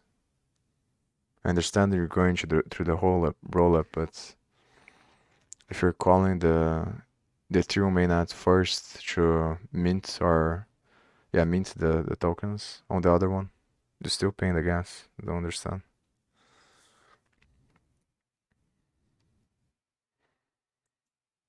I mean, maybe the reason why I don't understand is because I have to study the other ecosystem to see how they do the transactions.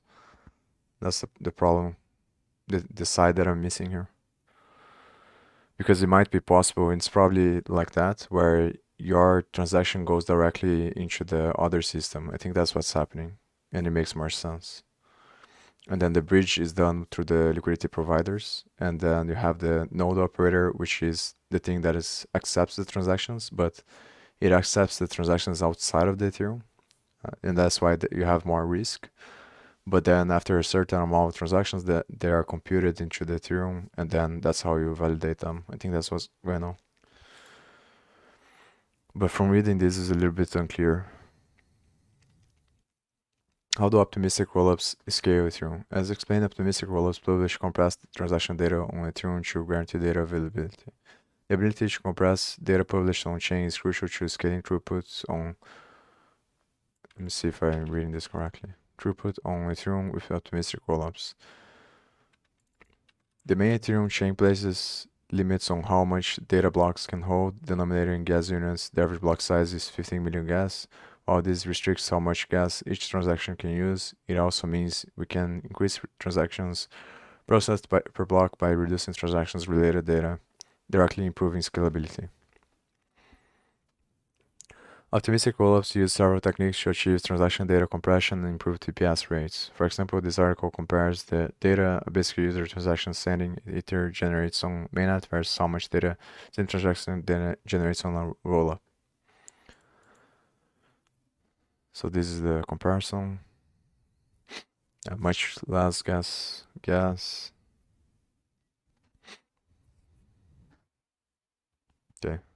Size is also smaller.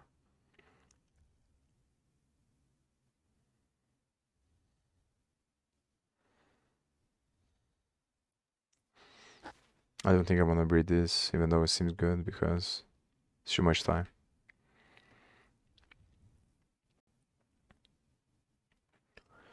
Drink some water.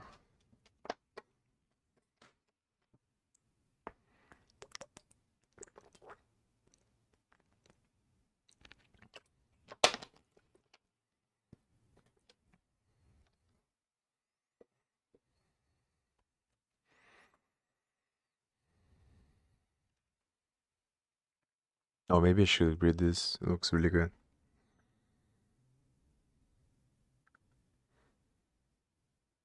But I'm not sure. Yeah, I think I'm gonna read this actually. Because it's comparing both of them at the end. Maybe I'll read up from this part here.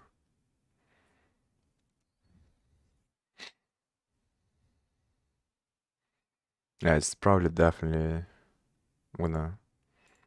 Or maybe it's that this is done for by Vitalik as well.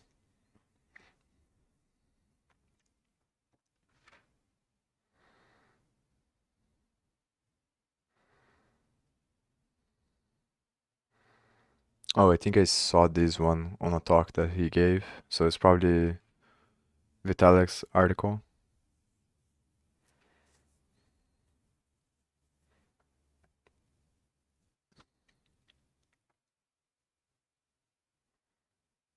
I'm gonna read this from that point.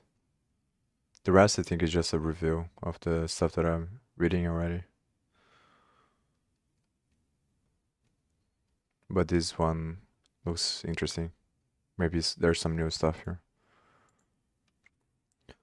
Doing some rough calculations on these figures can help show the scalability improvements afforded by an optimistic rollup. The target size for every block is 15 million gas and it costs 16 gas to verify one byte of data. Dividing the average block size by 16 gas shows the average block can hold 900 whatever this number of data.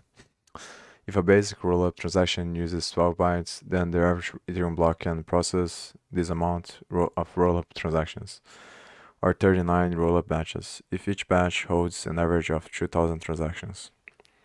If a new block is produced on Ethereum every 15 seconds, then the rollup's processing speeds would amount to roughly 5,000 transactions per second. This is done by dividing the number of basic rollups transactions an Ethereum block can hold by the average block time.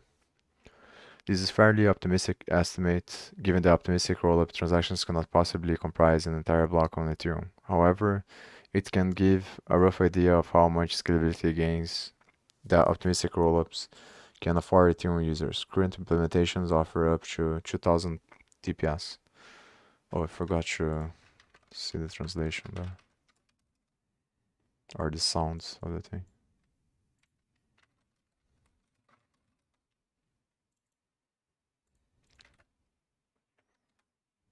Throughput. And throughputs. The introduction of data sharding on Ethereum is expected to improve scalability in optimistic rollups because rollup transactions must share block space with other non-rollup transactions. Their processing capacity is limited by data throughput on the main Ethereum chain. Sharding will increase the space available out to chains to publish data per block, further boosting throughput on rollups. This is probably what's gonna happen in the future, where nobody's probably gonna actually do transactions on Ethereum, and there's gonna be a bunch of different ecosystems that are built on top of Ethereum, and everyone does transactions on them.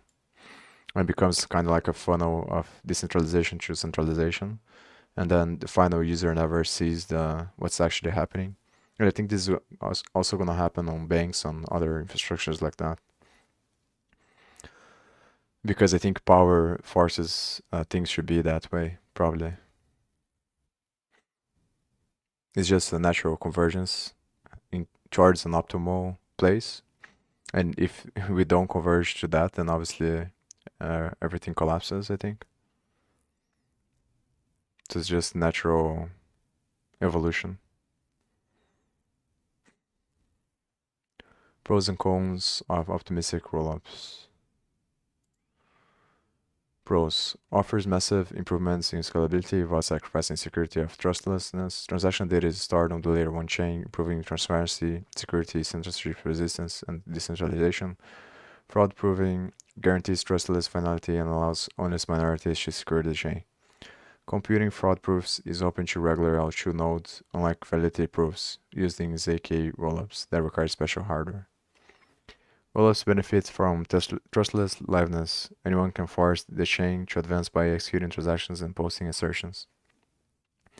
Optimistic rollups rely on well-designed cryptoeconomics incentives to increase security on the chain. Compatibility with EVM and Solidity allows developers to port Ethereum native smart contracts to rollups or use existing tooling to create new dApps. Cons: delays in the transaction finality due to potential fraud challenges. Centralized rollup operators, sequencers can influence transaction ordering. If there are no honest nodes, a malicious operator can steal funds by posting invalid blocks and state commitments. Security model relies on at least one honest node executing rollup transactions and submitting fraud proofs to challenge valid state transitions. Users must wait for the 1-week challenge period to expire before withdrawing funds back to Ethereum. Rollups must post all transaction data on chain, which can increase costs. Further, optimistic rollups post data to layer 1 and assume it's correct, hence the name optimistic. If the posted data is valid, we are on the happy path and nothing else has to be done. The optimistic rollup benefits from not having to do any additional work in the optimistic scenario. In case of an invalid transaction, the system has to be able to identify it, recover the correct state, and penalize the party that submits such a transaction. To achieve this, optimistic rollups implement a dispute resolution system that is able to verify fraud proofs, detect fraudulent transactions, and disincentivize bad actors from submitting other invalid transactions or incorrect fraud proofs. In most of the optimistic rollup implementations, the party that is able to submit batches of transactions to layer 1 has to provide a bond, usually in the form of ETH. Any other network participant can submit a fraud proof if they spot an incorrect transaction. After a fraud proof is submitted, the system enters the dispute resolution mode. In this mode, the suspicious transaction is executed again, this time on the main Ethereum chain. If the execution proves that the transaction was indeed fraudulent, the party that submitted this transaction is punished, usually by having their bonded ETH slashed. To prevent the bad actors from spamming the network with incorrect fraud proofs, the parties wishing to submit fraud proofs usually also have to provide a bond that can be subject to slashing. In order to be able to execute a rollup transaction on layer 1, optimistic rollups have to implement a system that is able to replay a transaction with the exact state that was present when the transaction was originally executed on the rollup. This is one of the complicated parts of optimistic rollups and is usually achieved by creating a separate manager contract that replaces certain function calls with a state from the rollup. It's worth noting that the system can work as expected and detect fraud even if there is only one honest party that monitors the state of the rollup and submits fraud proofs if needed. It's also worth mentioning that because of the correct incentives within the rollup system, entering the dispute resolution process should be an exceptional situation and not something that happens all the time. When it comes to ZK rollups, there is no dispute resolution at all. This is possible by leveraging a clever piece of cryptography called zero-knowledge proofs, hence the name ZK rollups. In this model, every batch posted on layer 1 includes a cryptographic proof called a ZK snark. The proof can be quickly verified by the layer 1 contract when the transaction batch is submitted, and invalid batches can be rejected straight away. Sounds simple, right? Maybe on the surface. In practice, to make it work, multiple researchers spend countless hours iterating on these clever pieces of cryptography and math. There are a few other differences between optimistic and ZK rollups, so let's go through them one by one. Due to the nature of the dispute resolution process, optimistic rollups have to give enough time to all the network participants to submit their fraud proofs before finalizing a transaction on layer 1. This period is usually quite long to make sure that even in the worst case scenario, fraudulent transactions can still be disputed. This causes the withdrawals from optimistic rollups to be quite long, as the users have to wait even as much as a week or two to be able to withdraw their funds back to layer 1. Fortunately, there are a few projects that are working on improving the situation by providing fast liquidity exits. These projects offer almost instant withdrawals back to layer 1, another layer 2, or even a sidechain, and charge a small fee for the convenience. The Hop protocol and Connext are the projects to look at. ZK rollups don't have the problem of long withdrawals, as the funds are available for withdrawals as soon as the rollup batch together with a validity proof is submitted to layer 1. So far, it looks like ZK rollups are just a better version of optimistic rollups, but they also come with a few drawbacks. Due to the complexity of the technology, it's much harder to create an EVM-compatible ZK rollup, which makes it more difficult to scale general-purpose applications without having to rewrite the application logic. Saying this, ZK Sync is making significant progress in this area, and they might be able to launch an EVM-compatible ZK rollup quite soon. Optimistic rollups have a little bit of an easier time with the EVM compatibility. They still have to run their own version of the EVM with a few modifications, but 99% of contracts can be ported without making any changes. ZK rollups are also way more computational heavy than optimistic rollups. This means that nodes that compute ZK proofs have to be high-spec machines, making it hard for other users to run them. When it comes to scaling improvements, both types of rollups should be able to scale Ethereum from around 15 to 45 transactions per second, depending on the transaction type, up to as many as 1,000 to 4,000 transactions per second. It's worth noting that it's possible to process even more transactions per second by offering more space for the rollup batches on layer 1. This is also why ETH2 can create a massive synergy with rollups, as it increases the possible data availability space by creating multiple shards, each one of them able to store a significant amount of data. The combination of ETH2 and rollups could bring Ethereum transaction speed to as many as 100,000 transactions per second. Now let's talk about all the different projects working on both optimistic and ZK rollups. But before we do this, if you've enjoyed this video so far, hit the like button so that this kind of content can reach a wider audience. Back to the video. Optimism and Arbitrum are currently the most popular options when it comes to optimistic rollups. Optimism has been partially rolled out to the Ethereum mainnet with a limited set of partners such as Synthetics or Uniswap to ensure that the technology works as expected before the full launch. Arbitrum already deployed its version to the mainnet and started onboarding different projects into its ecosystem. Instead of allowing only limited partners to be able to deploy the protocols first, they decided to give a window of time for all protocols that want to launch on the rollups. When this period of time is finished, they will open the floodgates to all the users in one go. Some of the most notable projects launching on Arbitrum are Uniswap, Sushi, Bancor, Augur, Chainlink, Aave, and many more. Arbitrum has also recently announced its partnership with Reddit. I guess that's how it works. You have the abstraction of the contracts on the Optimism network, or this. I think this is Uniswap is the DEX, and this one I'm not sure. But then only the certain amount, only when a bunch of transactions are done, is that the tokens are burned or minted into Ethereum. And because of that, the gas cost is shared by everyone that used during that time span. So as the user, you're never interacting with Ethereum directly unless you want to by calling, but then I don't see there a reason for that, because then you would pay the same price, but you're actually interacting with the Optimism, and then when you do that, it creates the abstraction on the contract, the Optimism contract outside of the Ethereum chain, to later be updated through the sequencer and the operator into the Ethereum chain. I guess that's how it works. They'll be focusing on launching a separate rollup chain that will allow Reddit to scale the reward system.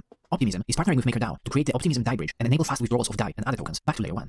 Although both Arbitrum and Optimism try to achieve the same goal, building an EVM-compatible optimistic rollups solution, there are a few differences in their design.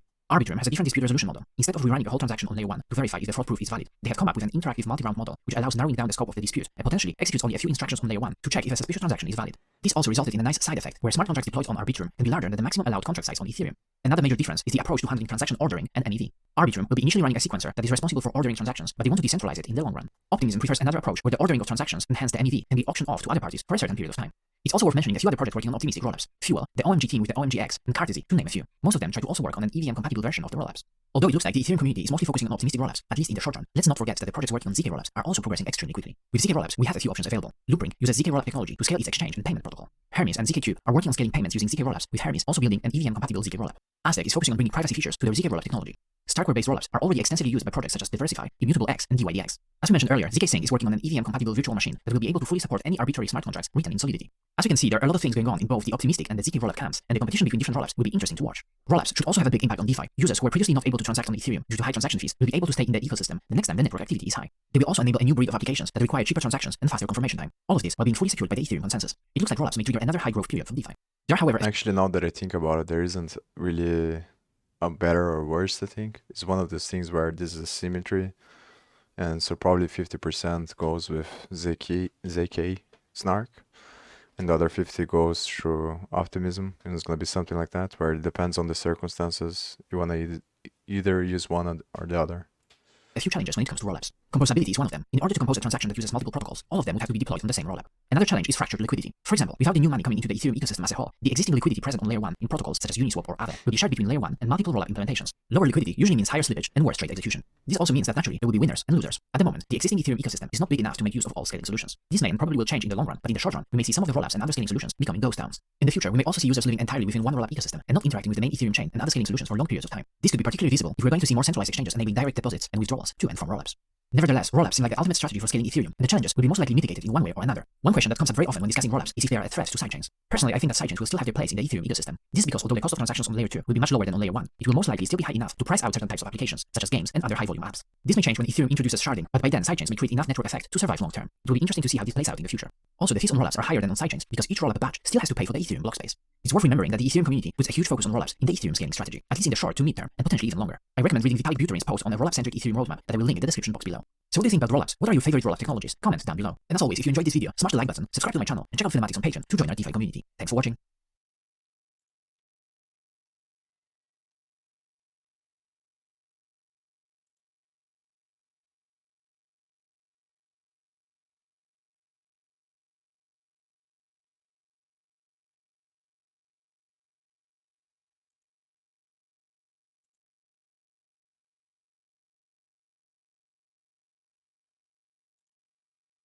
There's so much shit for starter.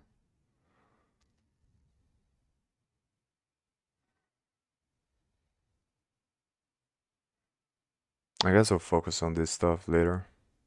It's probably better. That way I go back and forth, probably gonna retain more information.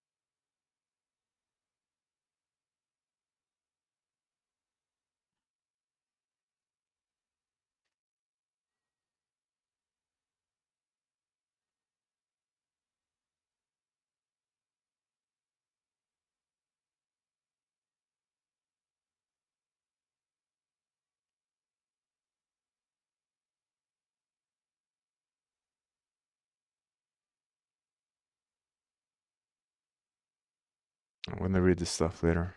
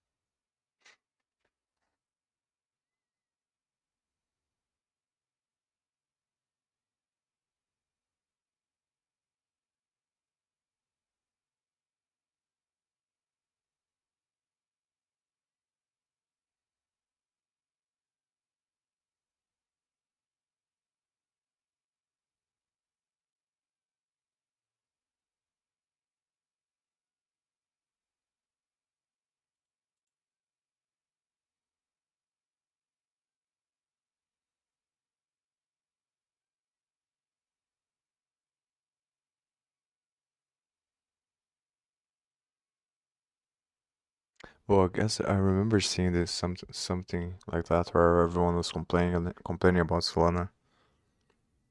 I guess it's because of that.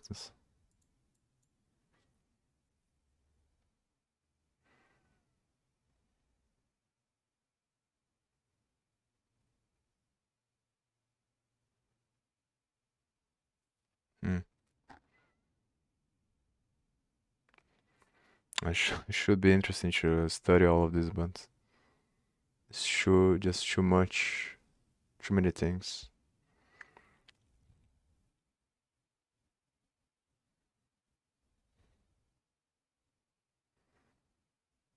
624 million. God damn.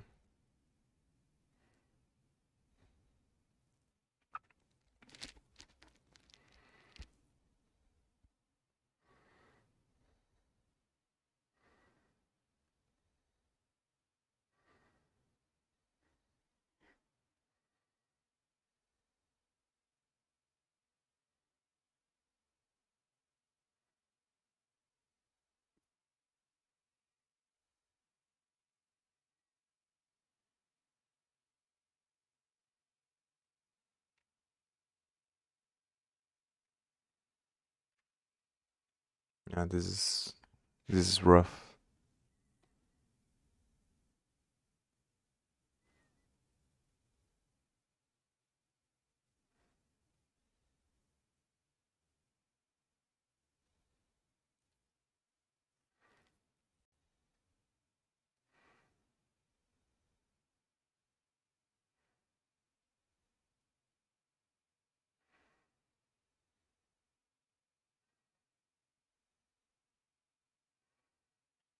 I guess I should probably read some of this at least at some point.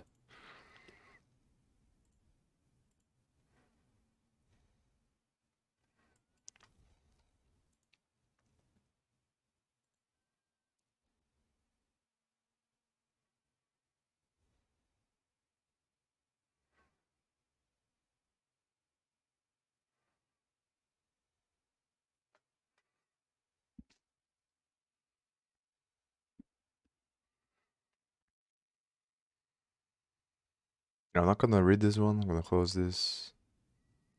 Maybe I'll read this one before I read oh, this is sharding.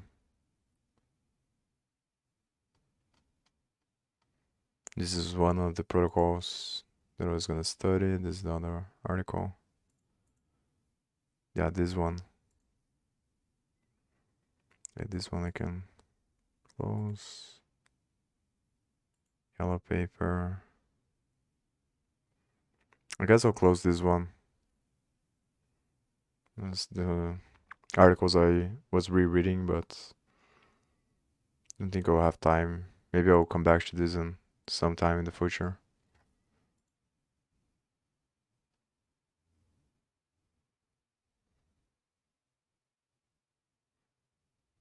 Yeah, this is interesting.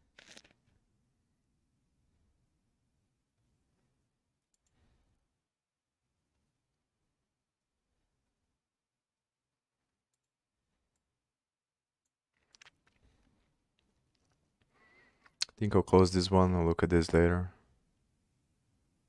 You just go to the documentation. You can find this.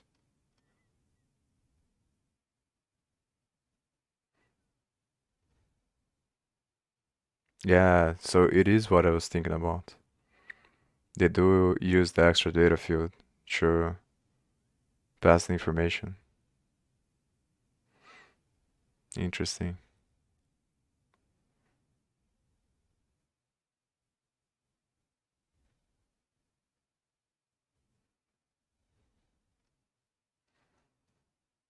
We want to close this.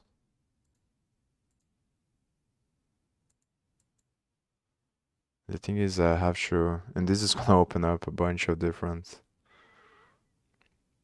threads as well. I think I'm gonna just look at the basics now, and then I'm gonna dive deeper into this once I have the hardware to run my own node, because that's when I'm gonna need to understand how it works. I'm not even sure if it is better to run my own node or to get the data from the RPC, but I think my intuition is that's probably better to run your own node because there's probably more information you can get, and there isn't an extra layer that you have to go through to get the information. So the only challenge with running your own node is understanding how to interact with it. Because I remember researching that and it's kind of difficult to find which methods you can use and how to extract data. But it's probably the route that I'm gonna go with, probably. And I also don't think I'm gonna run the node 24/7. Obviously, I'm just gonna run it and, for a long enough time until I have enough data to run data analysis on it. Okay, so I think I'm gonna start on this one. I'm gonna start on this one and then I'll go to the other ones. I think I'm gonna not run, read a little bit of this and then go back to the Vim and train the terminal commands because this is very long.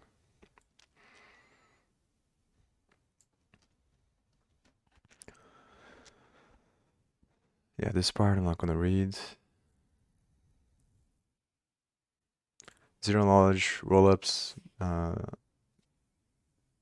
bundle transactions into batches that are executed off-chain. Off-chain computation reduces the amount of data that has to be posted to the blockchain. ZK rollup operators submit a summary of the changes required to represent all the transactions in a batch rather than sending each transaction individually. They also produce validity proofs to prove the correctness of their changes. The validity proof demonstrates with cryptographic certainty that the proposed changes to Ethereum's estate are truly the end result of executing all the transactions in the batch. The ZK rollups estate is maintained by a smart contract deployed on the Ethereum network. To update this estate, ZK rollup nodes must submit a validity proof for verification. As mentioned, the validity proof is a cryptographic assurance that the state change proposed by the rollup is really the state of executing the given batch of transactions. This means that ZK rollups only need to provide validity proofs to finalize transactions on Ethereum instead of posting all transactions data on chain like optimistic rollups. Okay.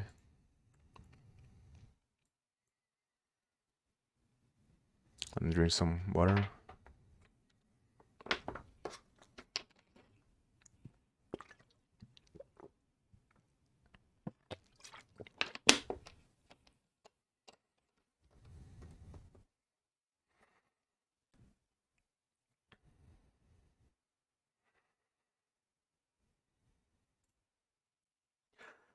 There are no delays when moving funds from a ZK rollup to Ethereum because exit transactions are executed once the ZK rollup contract verifies the validity proof. Conversely, withdrawing funds from optimistic rollups is subject to a delay to allow anyone to challenge the exit transaction with fraud proof. The exit transactions are executed.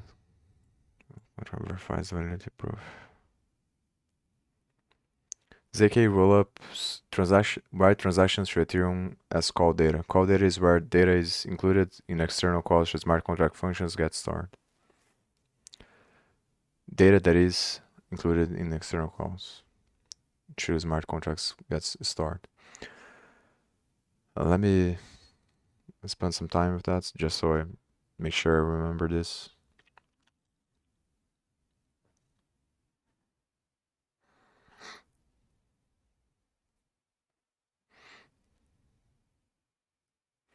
Or data that is included in external calls to smart contract functions gets stored. I think I got it. Information in call data is published on the blockchain, allowing anyone to reconstruct the rollups state independently. ZK rollups use compression techniques to reduce transaction data. For example, accounts are represented by an index rather than an address, which saves 28 bytes of data. On-chain data publication is a significant cost for rollups, so data compression can reduce fees for users. How do ZK rollups interact with Ethereum? A ZK rollup chain is an off-chain protocol that operates on top of the Ethereum blockchain and is managed by on-chain Ethereum smart contracts. ZK rollups execute transactions outside of mainnet, but periodically commit off-chain transaction batches through an on-chain rollup contract. This transaction record is immutable, much like the Ethereum blockchain informs the ZK rollup chain. The ZK rollup's core architecture is made up of the following components. On-chain contracts, as mentioned, the ZK rollup protocol is controlled by smart contracts running on Ethereum. This includes the main contract, which stores rollup blocks, tracks deposits, and monitors state updates. Another on-chain contract, the verify contract, verifies zero-knowledge proofs submitted by block producers. Thus, Ethereum serves as the base layer or layer 1 for the ZK rollup. Off-chain virtual machine (VM). While the ZK rollup protocol lives on Ethereum, transaction execution and state storage happen on a separate virtual machine independent of the EVM. This off-chain VM is the execution environment for transactions on the ZK rollup and serves as the secondary layer or layer 2 for the ZK rollup protocol. Validity proofs verified on Ethereum mainnet guarantee the correctness of state transitions in the off-chain VM. ZK rollups are hybrid scaling solutions, off-chain protocols that operate independently but derive security from Ethereum. Specifically, the Ethereum network enforces the validity of state updates on the ZK rollup and guarantees the availability of data behind every update to the rollup's state. As a result, ZK rollups are considerably safer than pure off-chain scaling solutions, such as sidechains, which are responsible for the security properties, or validiums, which also verify transactions on Ethereum with validity proofs, but store transaction data elsewhere. ZK rollups rely on the main Ethereum protocol for the following. I just saw that I can do this much better, probably. Data availability. ZK rollups publish state data for every transaction processed off-chain to Ethereum. With this data, it is possible for individuals or businesses to reproduce their rollups state and validate the chain themselves. Ethereum makes this data available to all participants of the network as call data. ZK rollups don't need to publish much transaction data on chain because validity proofs already verify the authenticity of state transitions. Nevertheless, storing data on chain is still important because it allows permissionless independent verification of the outchoose chain's state, which in turn allows anyone to submit batches of transactions, preventing malicious operators from censoring or freezing the chain. On-chain is required for users to interact with the rollup. Without access to state data, users cannot query their account balance or initiate transactions, e.g. withdrawals that rely on state information. Transaction finality. Ethereum acts as a settlement layer for ZK rollups. L2 transactions are finalized only if the L1 contract accepts the validity proof. This eliminates the risk of malicious operators corrupting the chain, e.g. stealing rollup funds, since every transaction must be approved on mainnet. Also, Ethereum guarantees that user operations cannot be reversed once finalized on L1. Censorship resistance. Most ZK rollups use a supernode, the operator, to execute transactions, produce batches, and submit blocks through L1. While this ensures efficiency, it increases the risk of censorship. Malicious ZK rollup operators can censor users by refusing to include their transactions in batches. As a security measure, ZK rollups allow users to submit transactions directly to the rollup contract on mainnet if they think they are being censored by the operator. This allows users to force an exit from the ZK rollup to Ethereum without having to rely on the operator's permission. Okay. Allow users to submit transactions directly to the rollup contract on mainnet if they think they are being censored by the operator. It allows users to force an exit from the ZK rollup to Ethereum without having to rely on the operator's permission. Yeah, it still doesn't solve this stuff about front running.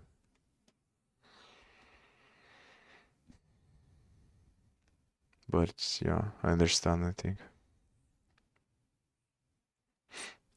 How do ZK rollups work? Transactions. I think I'm gonna stop here, take a break. There's still lots of stuff. Obviously want to finish this today and start the Uniswap stuff today as well. And let me see something. Yeah, the next. It's true. So I think I'm gonna spend 10 minutes training the command line. I'm gonna read a couple of more out loud and I think I'm gonna read the rest quietly because I'm already tired of reading everything.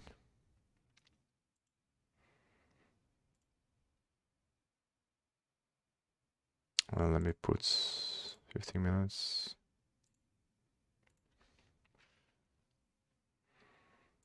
I'm gonna have to, and this is for Linux, it's not for Windows. I tried some of these commands and it doesn't work on Windows.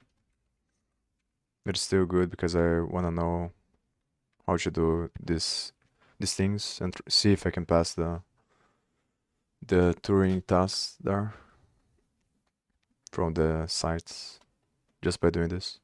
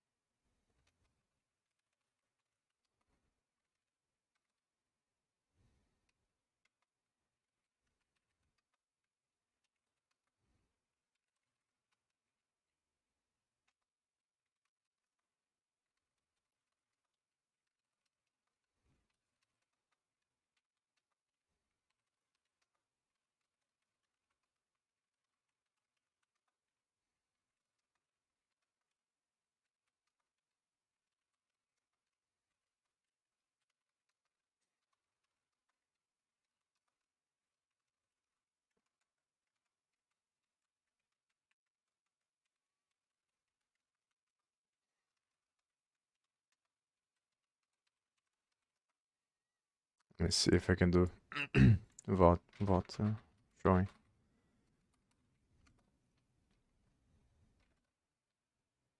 Or something like this. I forgot. You name. It's like this. It's just like this.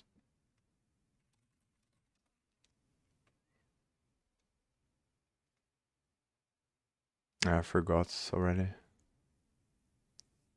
It's effective username. Maybe it's finger user. Oh, who am I?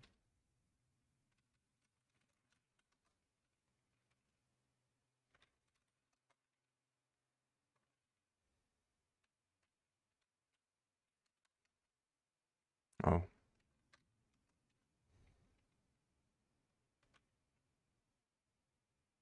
I also forgot this one. I think I'm gonna have to put this.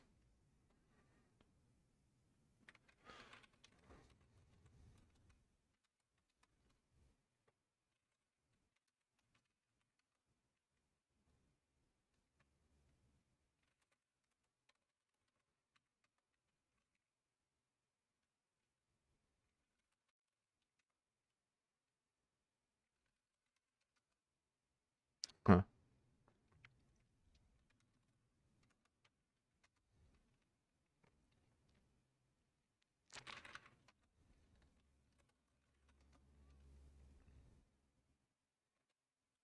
I think it's du. No, uname. Yeah. I don't know why I confused that with du.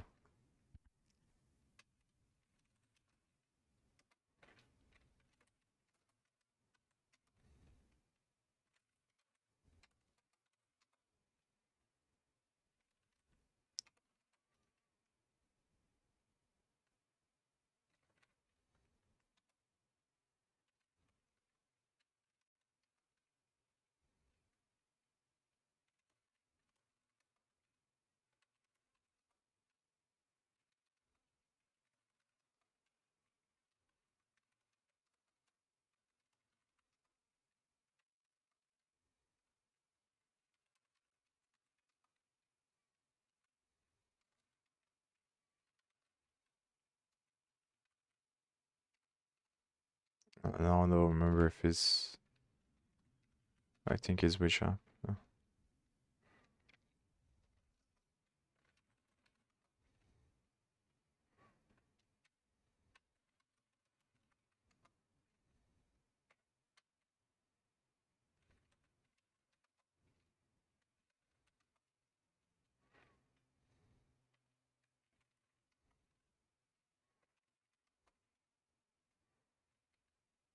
Oh,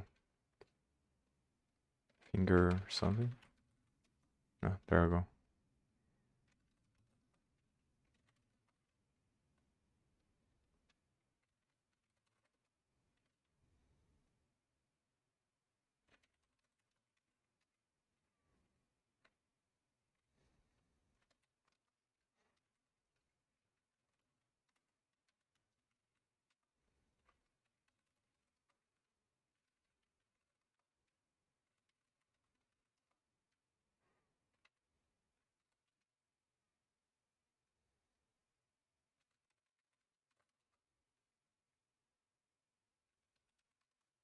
It's free. Oh. Ah, was right, but didn't press enter. About the user.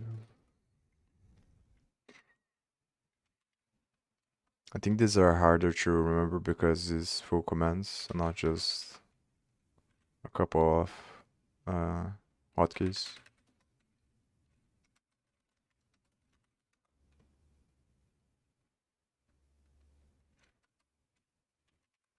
Maybe it's because I'm tired already as well after reading all this stuff and thinking about all of that.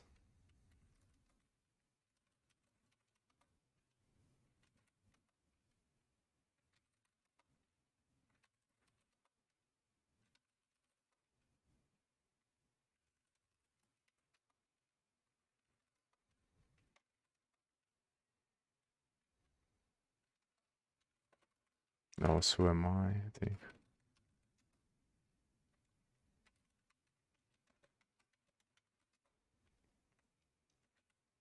Oops.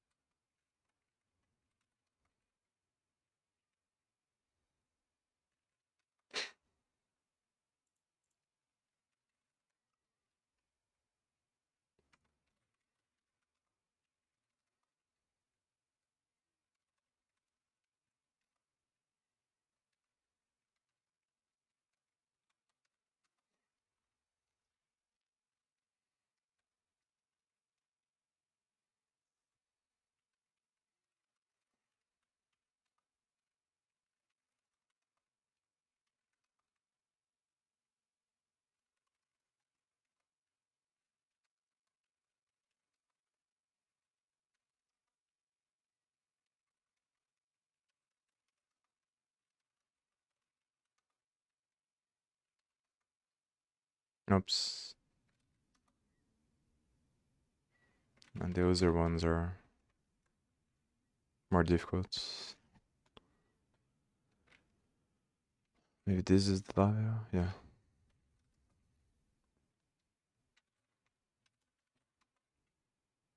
Okay.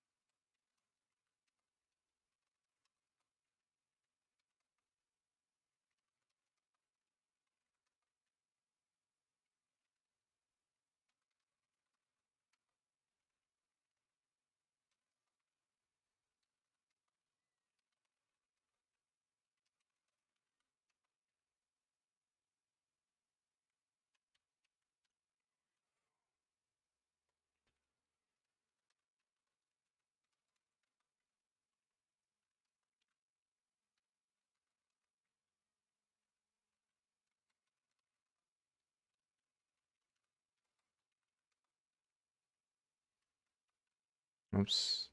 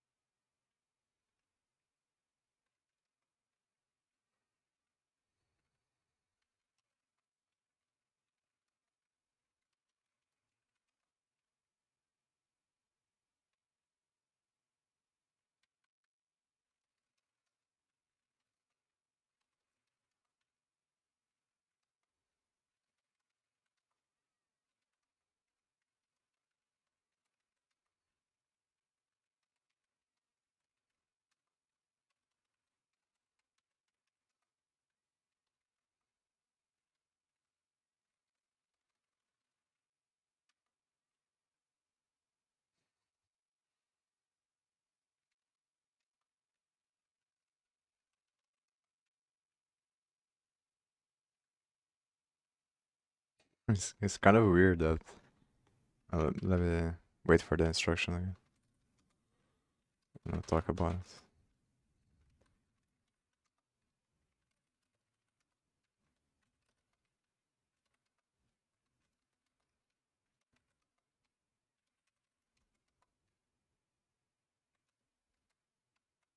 It's kind of weird that to show information about the user, the command is finger user.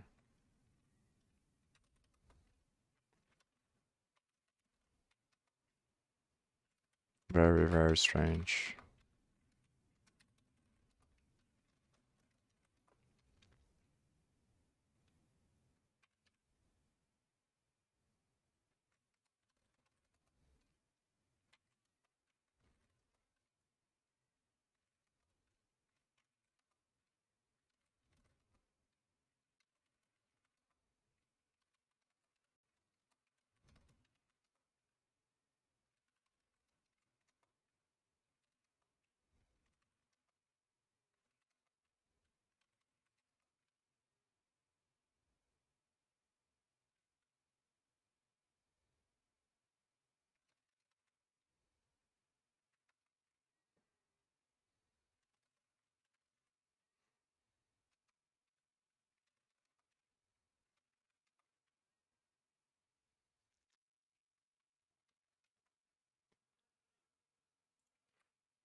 Let me see how much time. Okay. Am I tired already doing this? The Vim one is much better. That's because I don't have to type the whole thing over and over again.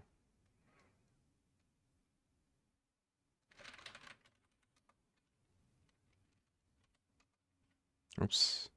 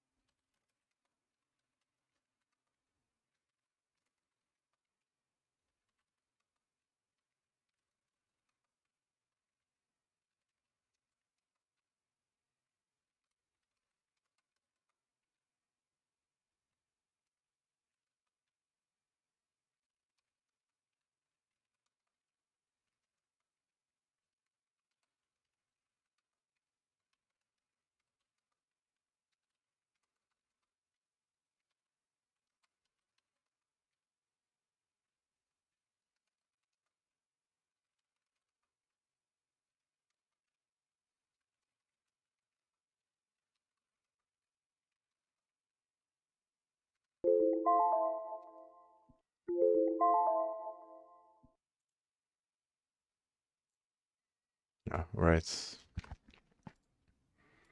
Well, back to this. Transactions. Users in the ZK rollup sign transactions and submit to L2 operators for processing and inclusion in the next batch. In some cases, the operator is a centralized entity called the sequencer, who executes transactions, aggregates them into batches, and submits to L1. The sequencer in this system is the only entity allowed to produce L2 blocks and add rollup transactions to the ZK rollup contract. Other ZK rollups may rotate this operator role by using a proof-of-stake validator set. Prospective operators deposit funds in the rollup contract, with the size of each stake influencing the staker's chances of getting selected to produce the next rollup batch. The operator's stake can be slashed if they act maliciously, which incentivizes them to post valid blocks. How ZK rollups publish transaction data on Ethereum. As explained, transaction data is published on Ethereum as call data. Call data is a data area in a smart contract used to pass arguments to a function and behave similarly to memory. While call data isn't stored as part of Ethereum state, it persists on chain as part of Ethereum's chain history logs.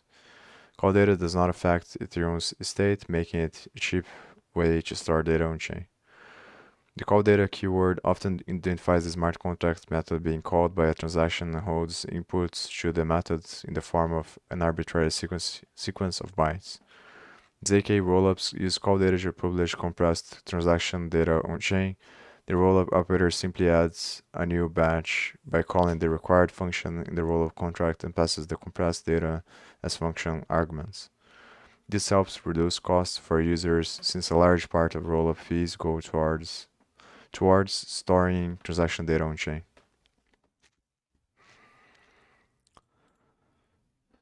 Yeah, maybe a huge part of the crypto thing and plan is should just take money, should just take power away from the governments and put more power in the people that have money, the hands of people that have money. Because I think that's the natural evolution of that. I think probably maybe it was premeditated, but maybe not. It's just the natural way that things evolve, as I was saying before. In a market economy where the natural equilibrium pushes everything to be, because the cycle is not sustainable, it's not harmonious or whatever the word is, or balanced.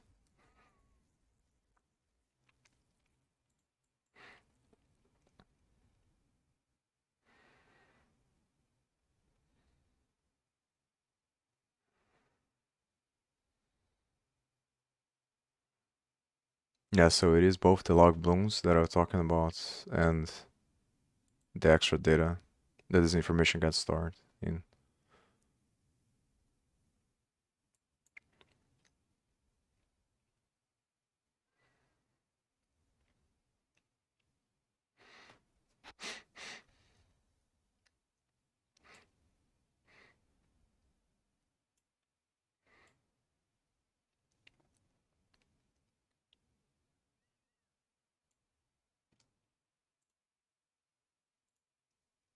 State commitments. The ZK rollups state, which includes all true accounts and balances, is represented as a Merkle tree. A cryptographic hash of the Merkle tree's root, Merkle root, is stored in the on-chain contract, allowing the rollup protocol to track changes in the state of the ZK rollup. The rollup transitions to a new state after the execution of a new set of transactions. The operator who initiated the state transition is required to compute a new state root and submit to the on-chain contract. If the validity proof associated with the batch is authenticated by the verifier contract, the new Merkle root becomes the ZK rollup's canonical state root. Besides computing state roots, the ZK rollup operator also creates a batch root, the root of a Merkle tree comprising all transactions in a batch. When a new batch is submitted, the rollup contract stores the batch root, allowing users to prove a transaction, e.g. a withdrawal request, was included in the batch. Users will have to provide transactions details, the batch root, and a Merkle proof showing the inclusion path. Validity proofs.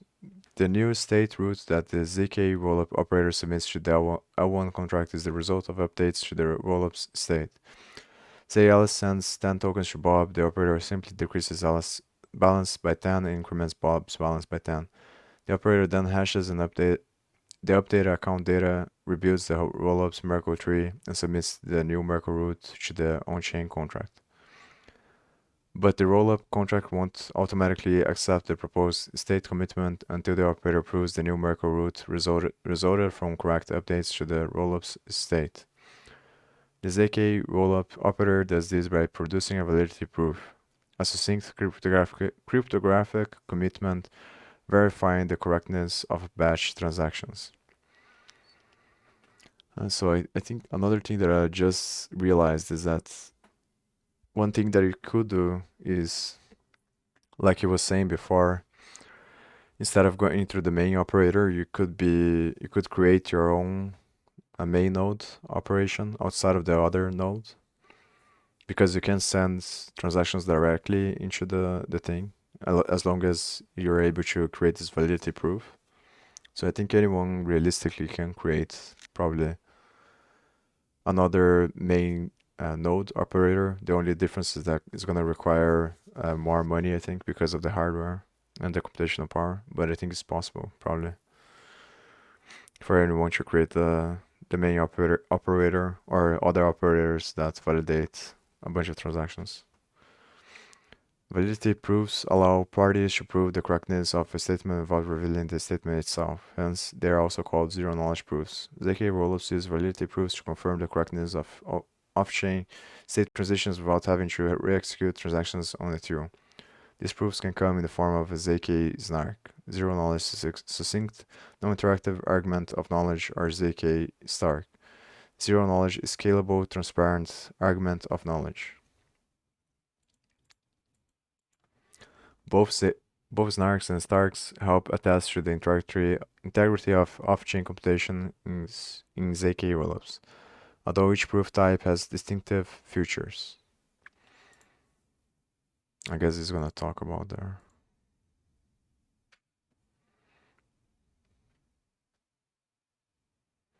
Scalable, transparent, post-quantum, secure computation integrity.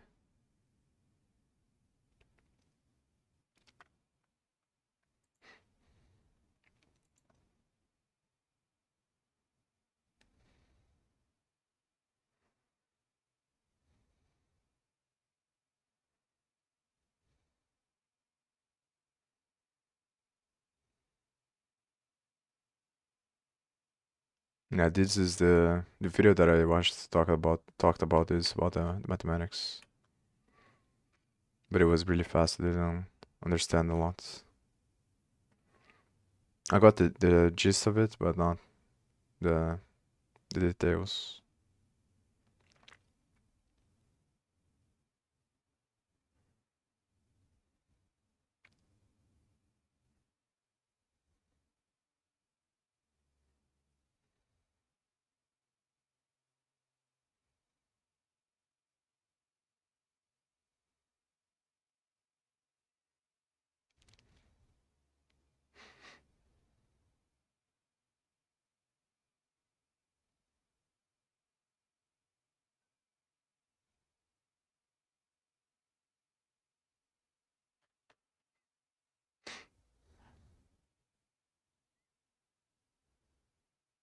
I think I'm gonna download this and put on the folder, but I'm probably not gonna read it because it's too many stuff, too much information. I think I'd rather spend my time seeing the implementation on Solidity. It's probably more efficient than to read everything.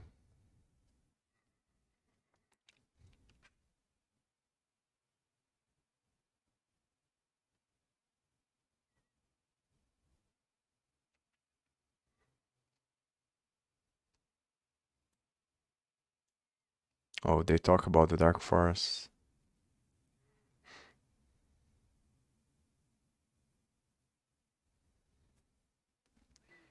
on this. Maybe it's something else.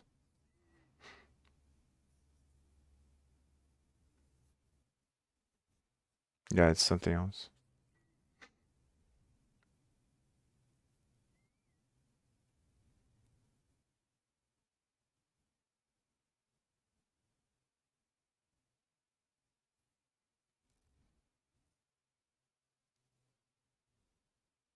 Okay, well, I'll save this and maybe I'll read some other time.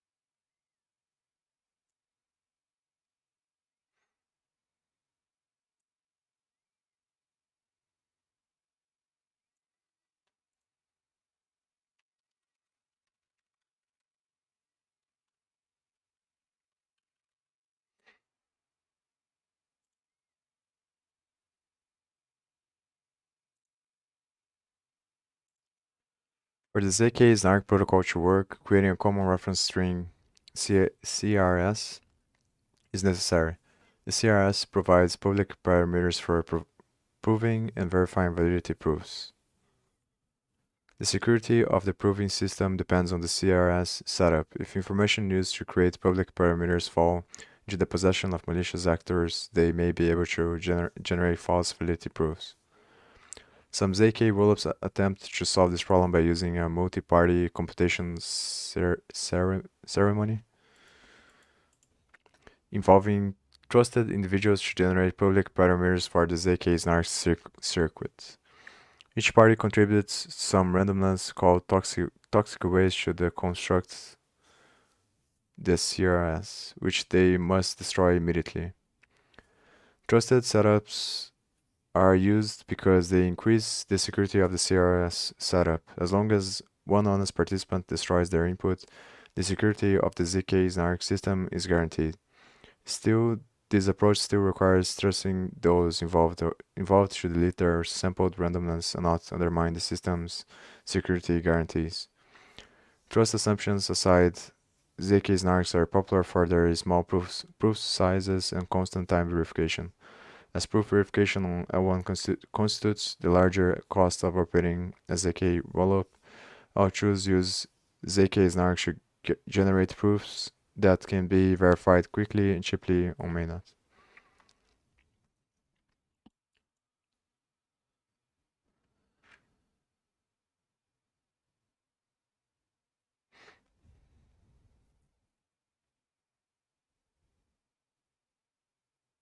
Damn, there's so much stuff.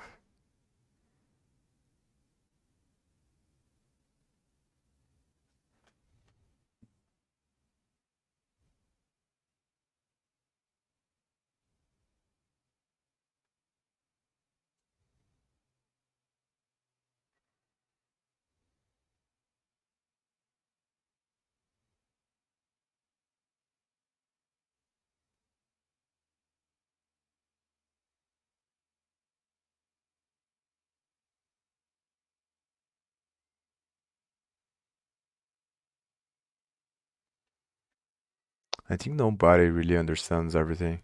It's pretty much impossible.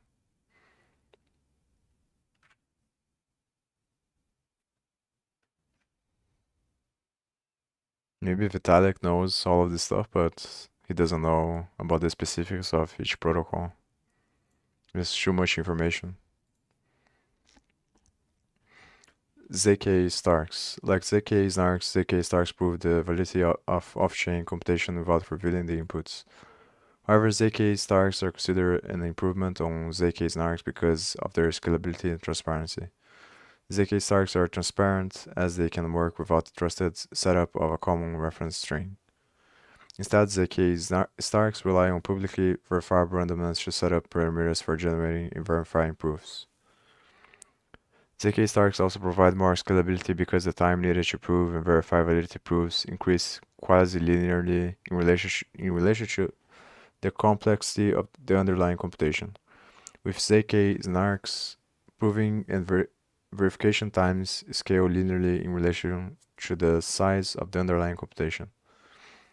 This means ZK Starks require less time than ZK Snarks for proving and verifying when large datasets are involved, making them useful for high volume applications. ZK Starks are also secure against quantum computers, while the elliptic curve cryptographic used in ZK Snarks is widely believed to be susceptible to quantum computing attacks. The downside to ZK Starks is that they produce larger proof sizes, which are more expensive to verify on Ethereum. Also, they don't support recursion, which is key to scaling off-chain computation with zero-knowledge proofs.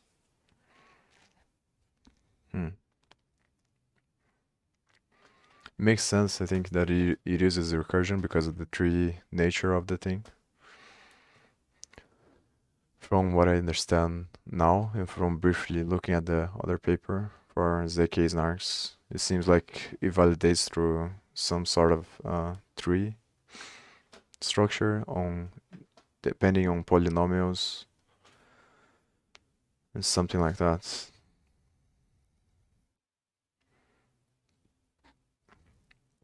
How do validity proofs work in ZK rollups? Proof generation. Before accepting transactions, the operator will perform the usual checks. This includes confirming that the sender and receiver accounts are part of the state tree, the sender has enough funds to process the transaction is correct and matches the sender's public key on the rollup, the sender's nonce is correct, etc. Once the ZK rollup node has enough transactions, it aggregates them into a batch and compiles inputs for the proving circuit to compile into a succinct ZK proof. This includes a Merkle tree comprising all the transactions in the batch, Merkle proofs for transactions to prove inclusion in the batch, Merkle proofs for each sender-receiver pair in transactions to prove those accounts are part of the rollup's state tree, a set of intermediate state roots derived from updating the state root after applying state updates for each transaction, decreasing sender accounts and increasing receiver accounts. The proving circuit computes the validity proof by looping over each transaction and performing the same checks the operator completed before processing the transaction. First, it verifies the sender's account is part of the existing state root using the provided Merkle proof. Then it reduces the sender's balance, increases their nonce, hashes the update account data, and combines it with the Merkle proof to generate a new Merkle root. This Merkle root reflects a sole change in the ZK rollup's state, a change in the sender's balance and nonce. This is possibly because the Merkle proof used to prove the account's existence is used to derive the new state root. The proving circuit performs the same process on the receiver's account. It checks if the receiver's account exists under the intermediate state root using the Merkle proof, increases their balance, rehashes the account data, and combines it with the Merkle proof to generate a new state root. The process repeats for every transaction. Each loop creates a new state root from updating the sender's account and a subsequent new root from updating the receiver's account. As explained, every update to the state root represents one part of the rollup's state tree changing. The ZK proving circuit iterates over the entire transaction batch, verifying the sequence of updates that result in the final state root after the last transaction is executed. The last Merkle root computed becomes the newest canonical state root of the ZK rollup. Proof verification. After the proving circuit verifies the correctness of state updates, the L2 operator submits the computed validity proof to the verifier contract on L1. The contract's verification circuit verifies the proof's validity and also checks public inputs that form part of the proof. Pre-state roots, the ZK rollup's old state roots, i.e. before the batched transactions were executed, reflecting the L2 chain's last known valid state. Post-state root, the ZK rollup's new state root, i.e. after the execution of batched transactions, reflecting the L2's chain's newest state. The post-state root is the final root derived after applying state updates in the proving circuit. Batch root, the Merkle root of the batch derived by Merkleizing transactions in the batch and hashing the tree's roots. Transaction inputs, data associated with the transaction executed as part of the submitted batch. If the proof satisfies the circuit, i.e. it is valid, it means that there exists a sequence of valid transactions that transition the rollup from the previous state, cryptographically fingerprinted by the pre-state root, to a new state cryptographically fingerprinted by the post-state root. If the pre-state root matches the root stored in the rollup contract and the proof is valid, the rollup contract takes the post-state root from the proof and updates its state tree to reflect the rollup's changed state. Yeah, I'm already really tired and I can tell that my focus is deviating, so I think here is good time to stop. I think I'm gonna read some of these off stream, and I'm gonna go read some of these off stream, maybe the whole entire thing, until the end. And I think when I come back, I'm gonna read the rest of this. Probably just the basics. Not gonna go into if I find any links or anything like that. I'm not gonna explore that now. I think I'm just gonna read the basics here, and finish this, read this, and then when I come back, and then start the Uniswap stuff. So I'm gonna explore all the Uniswap code and try to see if I understand how the system works. And I'm probably gonna come back in a few hours, but if not, probably 2 days from now or something like that. So see you then.